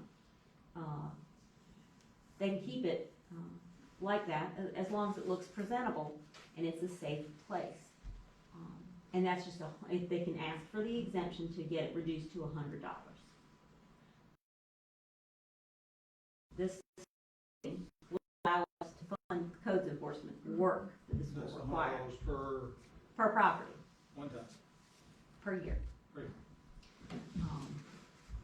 Now, we have just a rough review from codes enforcement. You've got probably 100 to 125 properties that you need to register. At the minimum, if everybody is in compliance, which they're not, but let's say they are, that registration fee for those vacant properties of $100 level would generate $10,000 to $12,000 in additional revenue for the city for codes enforcement or other purposes. And that's assuming that everybody goes through the process and registers and their building is going to be fixed up. Now, if about half of them don't fix it up, and they end up paying $400 or $500, you're talking about $25,000 to $30,000 in additional revenue. And it'll go up from there as the years go on, because if something's vacant for 1 to 3 years, it would be like $1,000 a year if they're gonna leave it vacant and not fix it up. If they fix it up, they can get it down to 100. But if you're not gonna fix it up, we're gonna keep charging you more so that we can get you to sell it, fix it up and occupy it, do something. This just gives us another tool to try and clean up our neighborhoods and remove the blight that we've seen so many places. This registration fee is at, from what time to what time? Is it a yearly thing? It would be an annual. Annual. And of course, once If they it comply. becomes occupied, you aren't going to have to Yeah. pay the fee. And of course, you would become, once the building is vacant for 30 days, you would need to apply. Gotcha. So, give people some time to, circulate the, change over renters or that sort of thing. So, Mr. Belling? so even if the ordinance it says this, and somebody choose not to register, how you gonna enforce it? Again, this is gonna go to codes enforcement. We're gonna have to go through the normal codes enforcement process. Okay, But this is gonna, again, just add another way for us to get this stuff cleaned up. Right now, we've got a commercial building appearance code, that codes enforcement can enforce. But that's only commercial vacant properties. What about those vacant houses that are boarded up, in neighborhoods? Why are people that are letting their properties go like that? And it's costing the city in terms of development, in terms of the neighborhood property values. There's a cost to us that isn't accounted for when there's no fee attached. so the question again, if it goes to code enforcement, how's she gonna enforce it? She's gonna write them a citation, She's gonna have to write a citation and we'll go through the court process. then it goes before the judge, and the judge decide how much it's gonna be. At the end of the day, the judge is Yes, gonna the judge will decide at the end of the day, as they always do. Okay. And then, of course, we can add those fees to the as a lien on the taxes and that sort of thing, as always. I think we had that process that went on with Cheddar for 5 years. Was it Cheddar, what was it? Tyner Warehouse. whatever it Tyner was. Warehouse. Yes, ma'am. 6 or 7 years. Even longer than that, Oh, I believe. And you never got the money. No, ma'am. But it's gone. It's down. So what's the solution? Well, this If I is tell another you- way for us to at least encourage people to do something. If I tell Right my now, child- not doing anything isn't helping. If I tell my child I'm gonna give them a 2-hour restriction or a 2-day restriction and I don't never do it, what good does it do? And so we have enforced, I am full for this, because as you said, we have how many buildings? At least 100 that we could, I get tired of asking for buildings to come down, buildings to be fixed, and I can't fix them all. I need people to help us get them fixed, and it does way more to our damage to our city than people realize. Because an empty building discourages people from even coming into our town. But again, as Mrs. Backer said, when she writes the citation, that's what we asked before, like the trash, the waste on the side of the road, we got approved for somebody to be fined $100, but unless they're fined, and then they write them a fine, then it's gotta go to the court's gotta make sure it's enforced. The line needs to be drawn, it needs to be fixed, so. I'd wanna ask our, municipality association, ask our city attorney to look into this, and find a way to give our ordinance some bites, way to make it enforceable. Work with our city attorney, work with the municipality association, see if there's some way to help us on this. we've sent it to both of those agencies, just kind of looking for issues with it, and nobody seemed to have an issue with it. This is just like a speeding ticket, everybody speeds at some point. If you get caught speeding, you get the ticket. If you don't, you don't, but at least it gives us another tool for the codes enforcement department to use to try and get a handle on it. Right now, what we're doing isn't working. So let's try and do something else to try and get a hold of these vacant building problem. Yeah, and the last thing I'll add is the, giving the building inspector and the fire chief access to the buildings once a year. I'd love that part of the ordinance, so to give them access inside. Right now, the only thing they're allowed to do is walk around the outside, walk on the roof, as far as. And if they're required to have a registration form for that property, if it's vacant, that gives codes enforcement and the fire marshal a reason to walk in the door. That would have to be written into the ordinance. It is an ordinance. Because right now, It's written into that ordinance? Yes, it is. okay, because right now, we don't have a way to. And that's what we're trying to address, is trying to get a way for us Is there to another be way able to to. apply the fine besides it just being, can it be applied to their tax notice, or can it be applied in another way?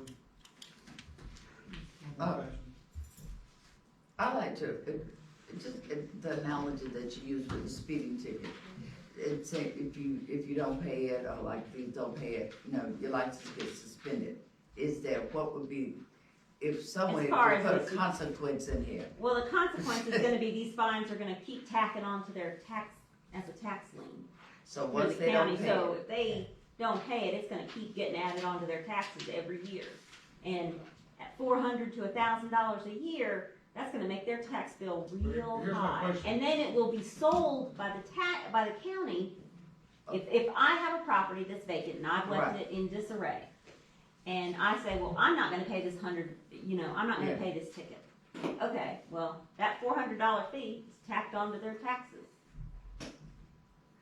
Then you get your property tax bill. It's already higher because you're not living there. It's already 6% because it's not something you're occupying instead of 4%. Now you got $400 more on it. No, that's If you not don't my- pay that's not that- my question. That's not, we're hearing it two different ways, because now what you're saying is opposite from what we just heard. If she lives in the code department, she walks up to this building that's empty, and she says, well, I can't get a hold to them, it's a $400 fine, let's say. She applies a $400 fine, she sends the letter out to them, they ignore the letter, then she applies that $400 fine to their taxes, okay? If they do come in and say, I'm not paying this, okay? It's already on their taxes. I wanna see the judge, because they didn't have the right to go to court like Mr. Tyner did with the other piece of property. That piece of property kept going on. I'm not sure the legal, I'm not a lawyer. I mean, we'll have to figure out whether it's gonna be a fine that's imposed or whether it's gonna be a citation that's written, because those are two different things. If it's a citation that's written that goes in front of the judge, then it's gonna be a judgment, and that judgment can, it can be on put, and on and on. Judgments are just pieces of paper. If it's a fine that's imposed, then the fine can be put, if the language is in the ordinance, the fine can be put on their taxes. If the taxes don't get paid, then the county puts it on. That's what we've got. But if it doesn't get sold at tax sale because we find it and find it and find it and find it, and now it's worth, what we're asking for is more than what it's actually worth, then nobody buys it, then it goes into forfeiture. And then if it goes into forfeiture, then nobody's responsible for maintaining it and we still have a blighted property. As well as don't they have to be properly notified? Yes, ma'am, everybody has to. Yeah, everybody has If you to. can't contact them, or if you can't find them. Well, how you right. know, then you can't notify You can send them. them a certified letter to their address of record. Right.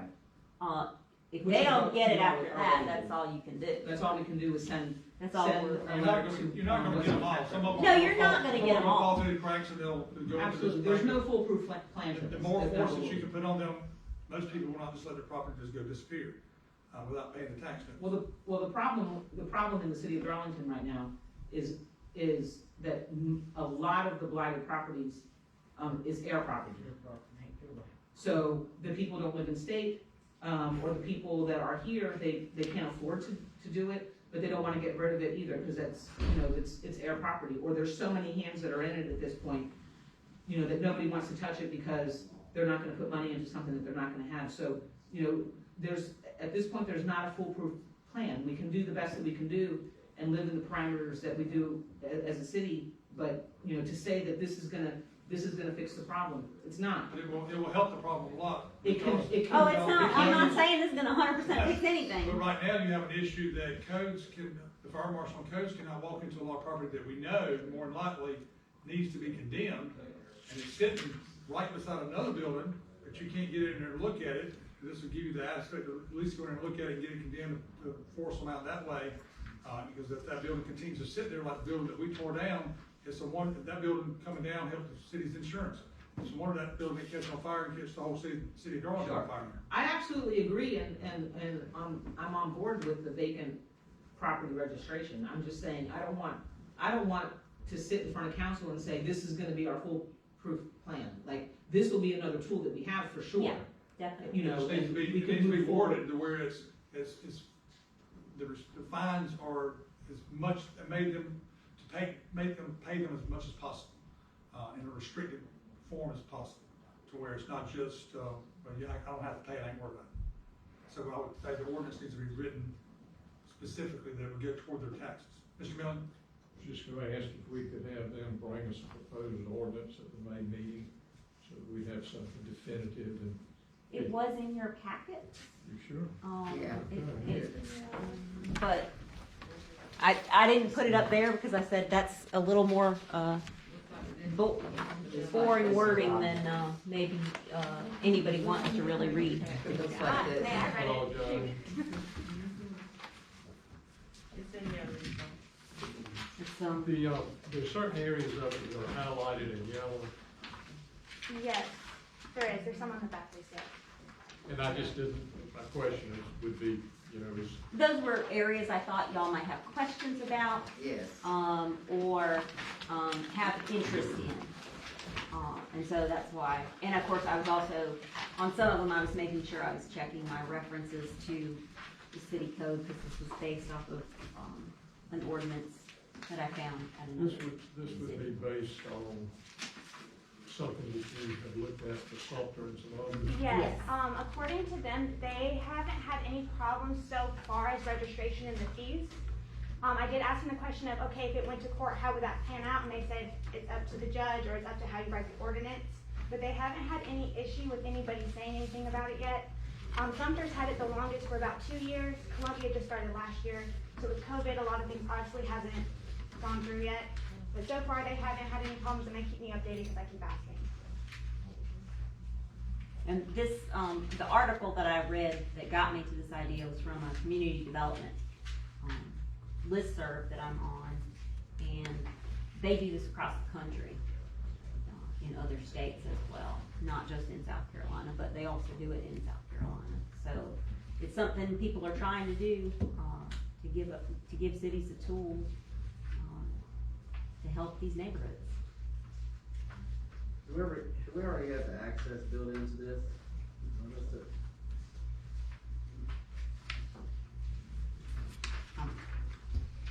It should be in there, and I couldn't tell you exactly which.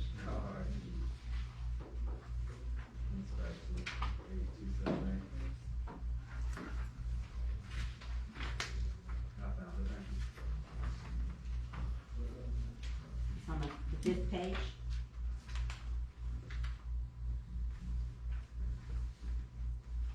And one of the things that's on the form that we would give folks is to have an emergency contact, like, because some of this property is air property, to have somebody that's local. Who do we contact that's local? We're not gonna contact you in New York and you be able to go clean the graffiti off of it.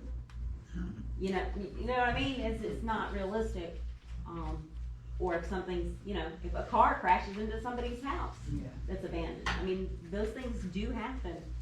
And sending a certified letter through the mail, how long does that take versus if we have this registration, we've got a phone number. We've got other contact information for other folks who are connected to the property. In the section 18-278 inspection, about halfway through it says, if the owner or responsible party is not available to provide access to the interior of the building, the city may use any legal means to gain entrance to the building for inspection purposes. Should we put a timeline on this after 30 days of no response or some? I just think it's a little ambiguous at this point. And I'm not a lawyer, so I don't know the appropriate answer either.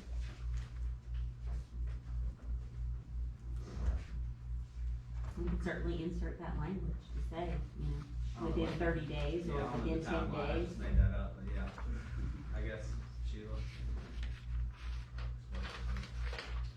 Typically in codes, I would say 14 days. After notification. We also probably need to research what those legal resources are for us to gain entry, because, 2018 code books don't allow us to gain entry without, approval. So we'll need to find out legally what other avenues we have to get into the building. Because if we can write an ordinance that says that we're allowed to do it, but if at a state level and at a federal level, we're not allowed to do it.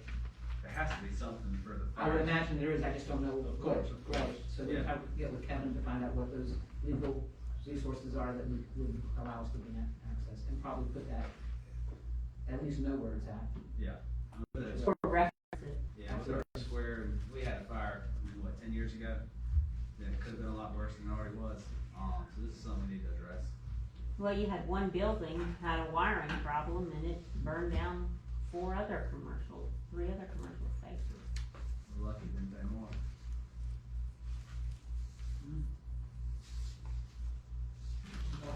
Would you like to vote on this tonight?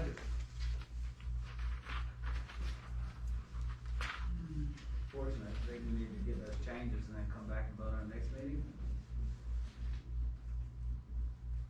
I don't have a copy, so I don't know. It's thin, read it. It's thin. Do you want to vote? Single space, Yeah, 8 we all- pages, but yeah. We all kinda for this, right? For sure, but there, I mean, I don't know how we're gonna vote on something that needs a couple different legal wordings changed. That doesn't make, that's not mine, I just want to vote on it with the suggested changes, right? No? It's fine, let's move on. Bring it back to us later. All right. Thank you, sir. Put that back on next week. Thank you, Lisa.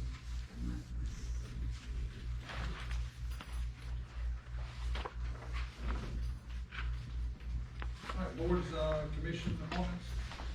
I'd like to motion that we approve Steve Carroll for the Williamson Park Board. Excuse me, what happened to amending? Oh, I'm sorry. Plate on it? I'm sorry, I was on the gun. Thank you, Ms. Backus. I'm trying to get this out early. My apologies, I'll jump again. All right, amending the floodplain ordinance, Mrs. Sheila Jones. So February 9th, I met with Jessica from DNR, and again, that was via Zoom, and then I met with her again on site at Shoshone in regards to our floodplain ordinance, so the flood damage prevention ordinance. The meeting went really well, but our ordinance is out of date. So she sent me the changes that needed to be made, and that's what's in your package that I put on there. Changes that are required are the map dates that we use. So I put those in there. Some definitions have changed in section 46-39. And then specific standards,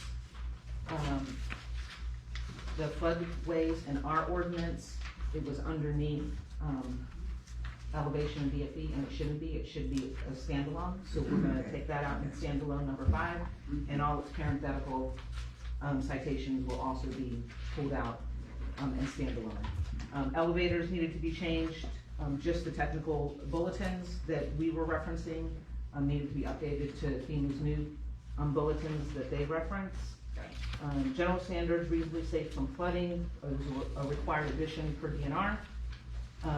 We need to take out the designation of party reasonable for the report, because that's report's no longer required. Also deletions, the temporary development, that's a required deletion because temporary development is considered a case-by-case basis.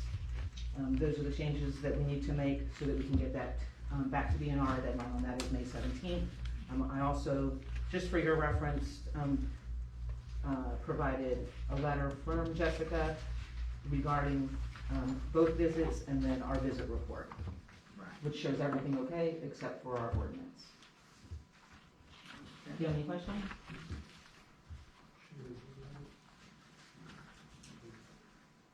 What's it look like? It looks like this.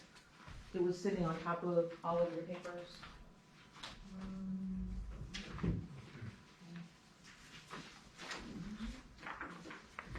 Yeah, you put it in here. You put it in It was on the desk when Yeah. it came in. Oh, Yes, sir. It looked like the report. It looks like the report, except it says proposal to change City of Darlington's ordinance, Article 2, flood damage prevention, April 13th, 2021. I have an extra one, Mr. Miller, you can read it.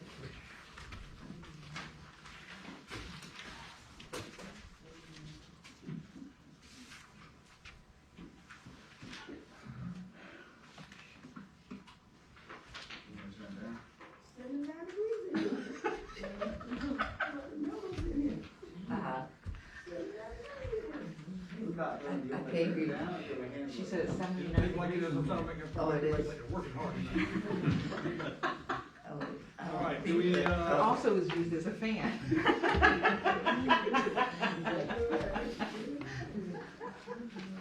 all right, do we have any more discussion on this? No, I'm in favor. Yes, sir. Mr. Miller, Just one question. This makes reference to just FEMA maps of 2013. Yes, sir. That's what we're operating on? Yes, sir. They hadn't changed any floodplain designations, right? No, sir, our floodplain designations have not changed. Very good. Thank you. Yes, sir. okay, do we have a motion to approve the proposal to change the city of Darlington's ordinance, Article 2, flood damage prevention? So moved. Second. Mr. Miller? Gardner? Stiggers? Thank you. All right, now, let's see. Board commission appointments? I would like a motion to approve Stephen Carroll to the Williamson Park Board. Is that the only one? That's as far as I've seen. That's the only one that I've received. Second. I must abstain, he's my son-in-law. Back. I Appreciate you having a while. did. Stiggers? Aye. All right, very good, thank you. All right, resolution for CDBG grant, $7,000. Oh, I thought we took that off. Yeah, that's the one that they're working on, with Lindsay Privet, you know. I hope that we're able to get the, other names that they needed. I think they need. Well, that's the one y'all told him we wasn't working with. And she said it just need a resolution to move forward. I hope that we are able to move forward. I hope they got all the names. She said we needed to get them by today. Lisa? I'm just showing you what it looks like, What? in case you see it in your packet. I'm sorry, I don't see it. I would like the motion to approve Yes. resolution for CDBG grant, $750,000. I'll second. Second. Mrs. Backus? Oh, okay, thank you, baby. Yes, that. Gardner? Stiggers? Myself, thank you. All right, motion's passed, thank you. I thought so too. All right, received as information, department heads, reports, is there any questions on the department head reports? I think they all gone home. Katie's still right there. The discussion. Let's move on. Mrs. No questions. Mrs. Jones and Mrs. Chief Well, I Washington's still probably here. had one, but it's gone now. All right, any council comments? Yeah, We let's need go to home. set up a date for a work session in prison. I got some dates for a workshop 2 weeks from now, Monday, April 26th, 6 o'clock PM. Does that work for everyone? I use a Tuesday. April the 27th. No, ma'am, I'm sorry, that was not. You say 6 P.M.? Whichever date works fine for you, either Monday, April the 26th. This will be a workshop for, budget workshop, as well as, You think you wanna, come in? Yeah. What's the other day? You said Monday the 26th or what? Or either Tuesday, the 27th. the outdoor lighting and the vacant building, Lisa was talking about, for city So manager to you do. just wanna go ahead and do it? All that on the same document. I mean, that budget take a long time now. Budget need to be on the budget by itself. That takes a long time. Oh, so those are the days we got the budget? Right, so I'm saying, so we can do the budget for one day, and then those other 2 things you just said, we can do that for a day. Well, the budget will take more than one day. I know, I'm just saying, you're saying put 2 things in the budget on the same day, that's what you're saying. Yeah. Now, whenever we have, whatever night we have the, budget work session, whatever night you all agree on, Ms. Lindsay Privet and Mr. Julian Jackson from the PD call, they want to be present so they can come in and tell you about the 5-year planning grant. So they want to come and introduce themselves to everybody and give you an update on the 5-year planning grant. Is everybody fine with doing that on Monday, the 26th, 6 o'clock? Session for the budget? I'm fine. On Monday, what? Yes. And we also need to, we've got applicants in for city manager. We need to, have a work session on how to interview those applicants and go through them. But those applicants are supposed to go to the municipal association, and they're supposed to review them and send them back to us. Isn't that what we said? So then we review them, and then pick out the best 5 or whatever the case may be, and send them back to us? I don't know that we made a decision on that. That's what I'm asking. Now I wanna see all of When do we have that session? I'm asking the question. Oh, no, It's a question. you want to do No. that, is what you're asking? You would like to send them to the municipal association and get them to. Review them and filter them, and there's about 25 or 30 applications. We ain't gonna sit there and go, I'm not gonna sit there and go through 25 or 30 applications. We don't have that many, do we? Yes, we do. We do. That's a lot of applications. Let's discuss Might that, get eliminated. on Monday the 26th, at our work session. Okay. Fair? It's a little Okay. late to, and it's not on the agenda for tonight. That's what I'm asking. Yeah. We need to discuss that, so can we just discuss that on the 26th? Yeah. Yes, that's fine. The deadline on the posting for the job is April 29th. So you will still be receiving applications past that We time. need to decide how we're gonna structure. Right, Yeah. right, Is what I'm asking. Mr. Barrett, could you give us any enlightenment on what we should or shouldn't do? Or we're on you in this order. Would you like me to speak? You come up, Okay. Mr. Lee. Mr. Mayor, members of council, I spoke with Ms. Pridgeon.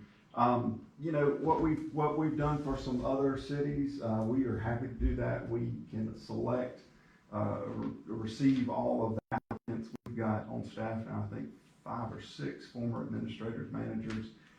Probably 3 or 4 of us would review those individually, go through those, rank those ourselves. Then we would have a committee meeting and then give back to you not a ranking, but likely the top 6 or so, whatever number you would like of individuals that we think that you should interview, that are worthy based on the job description that you provide us, their education, their knowledge, any information that we may have.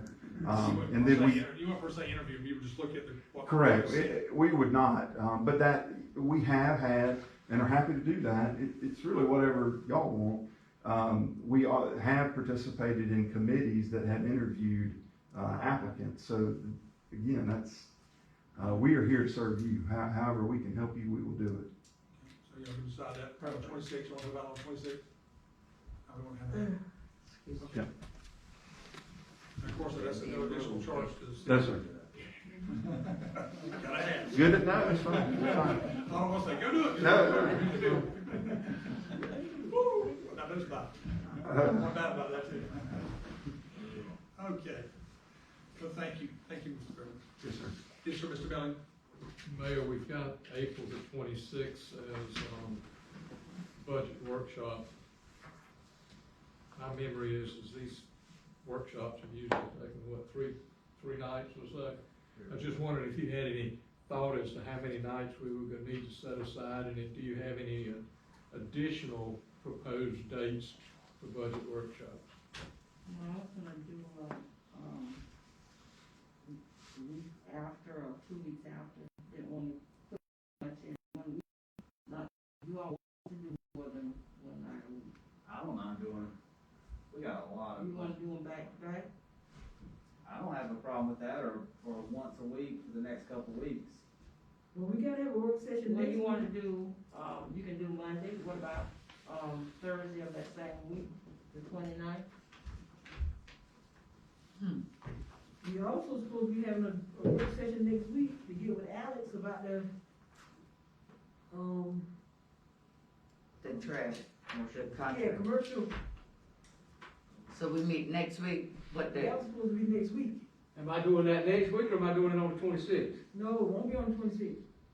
But no, it would need to be not the 19th week, but the 26th week. So possibly the 27th, if we could have a workshop, a short workshop on what you got to discuss, as well as the administration building. On the 27th? Yes, if everybody's So, okay with that. Alex on the 27th and then building? Yes. We'll put Alice in the administration building together. Alice in the administration building. So I'm doing mine on 27th. Yes. That's what they said. Yes. Is it Tuesday? So we gonna make Monday, Tuesday, and Thursday that same week? Yes.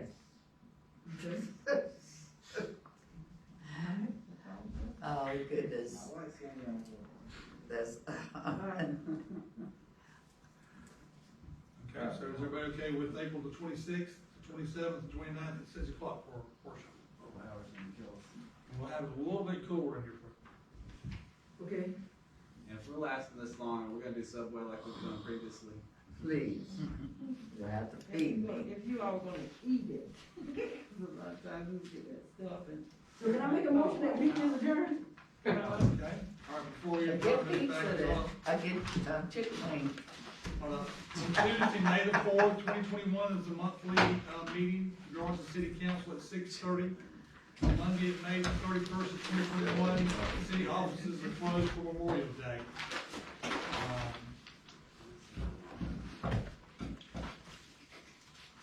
And then, do we have a motion to adjourn? I make a motion that we adjourn. Second.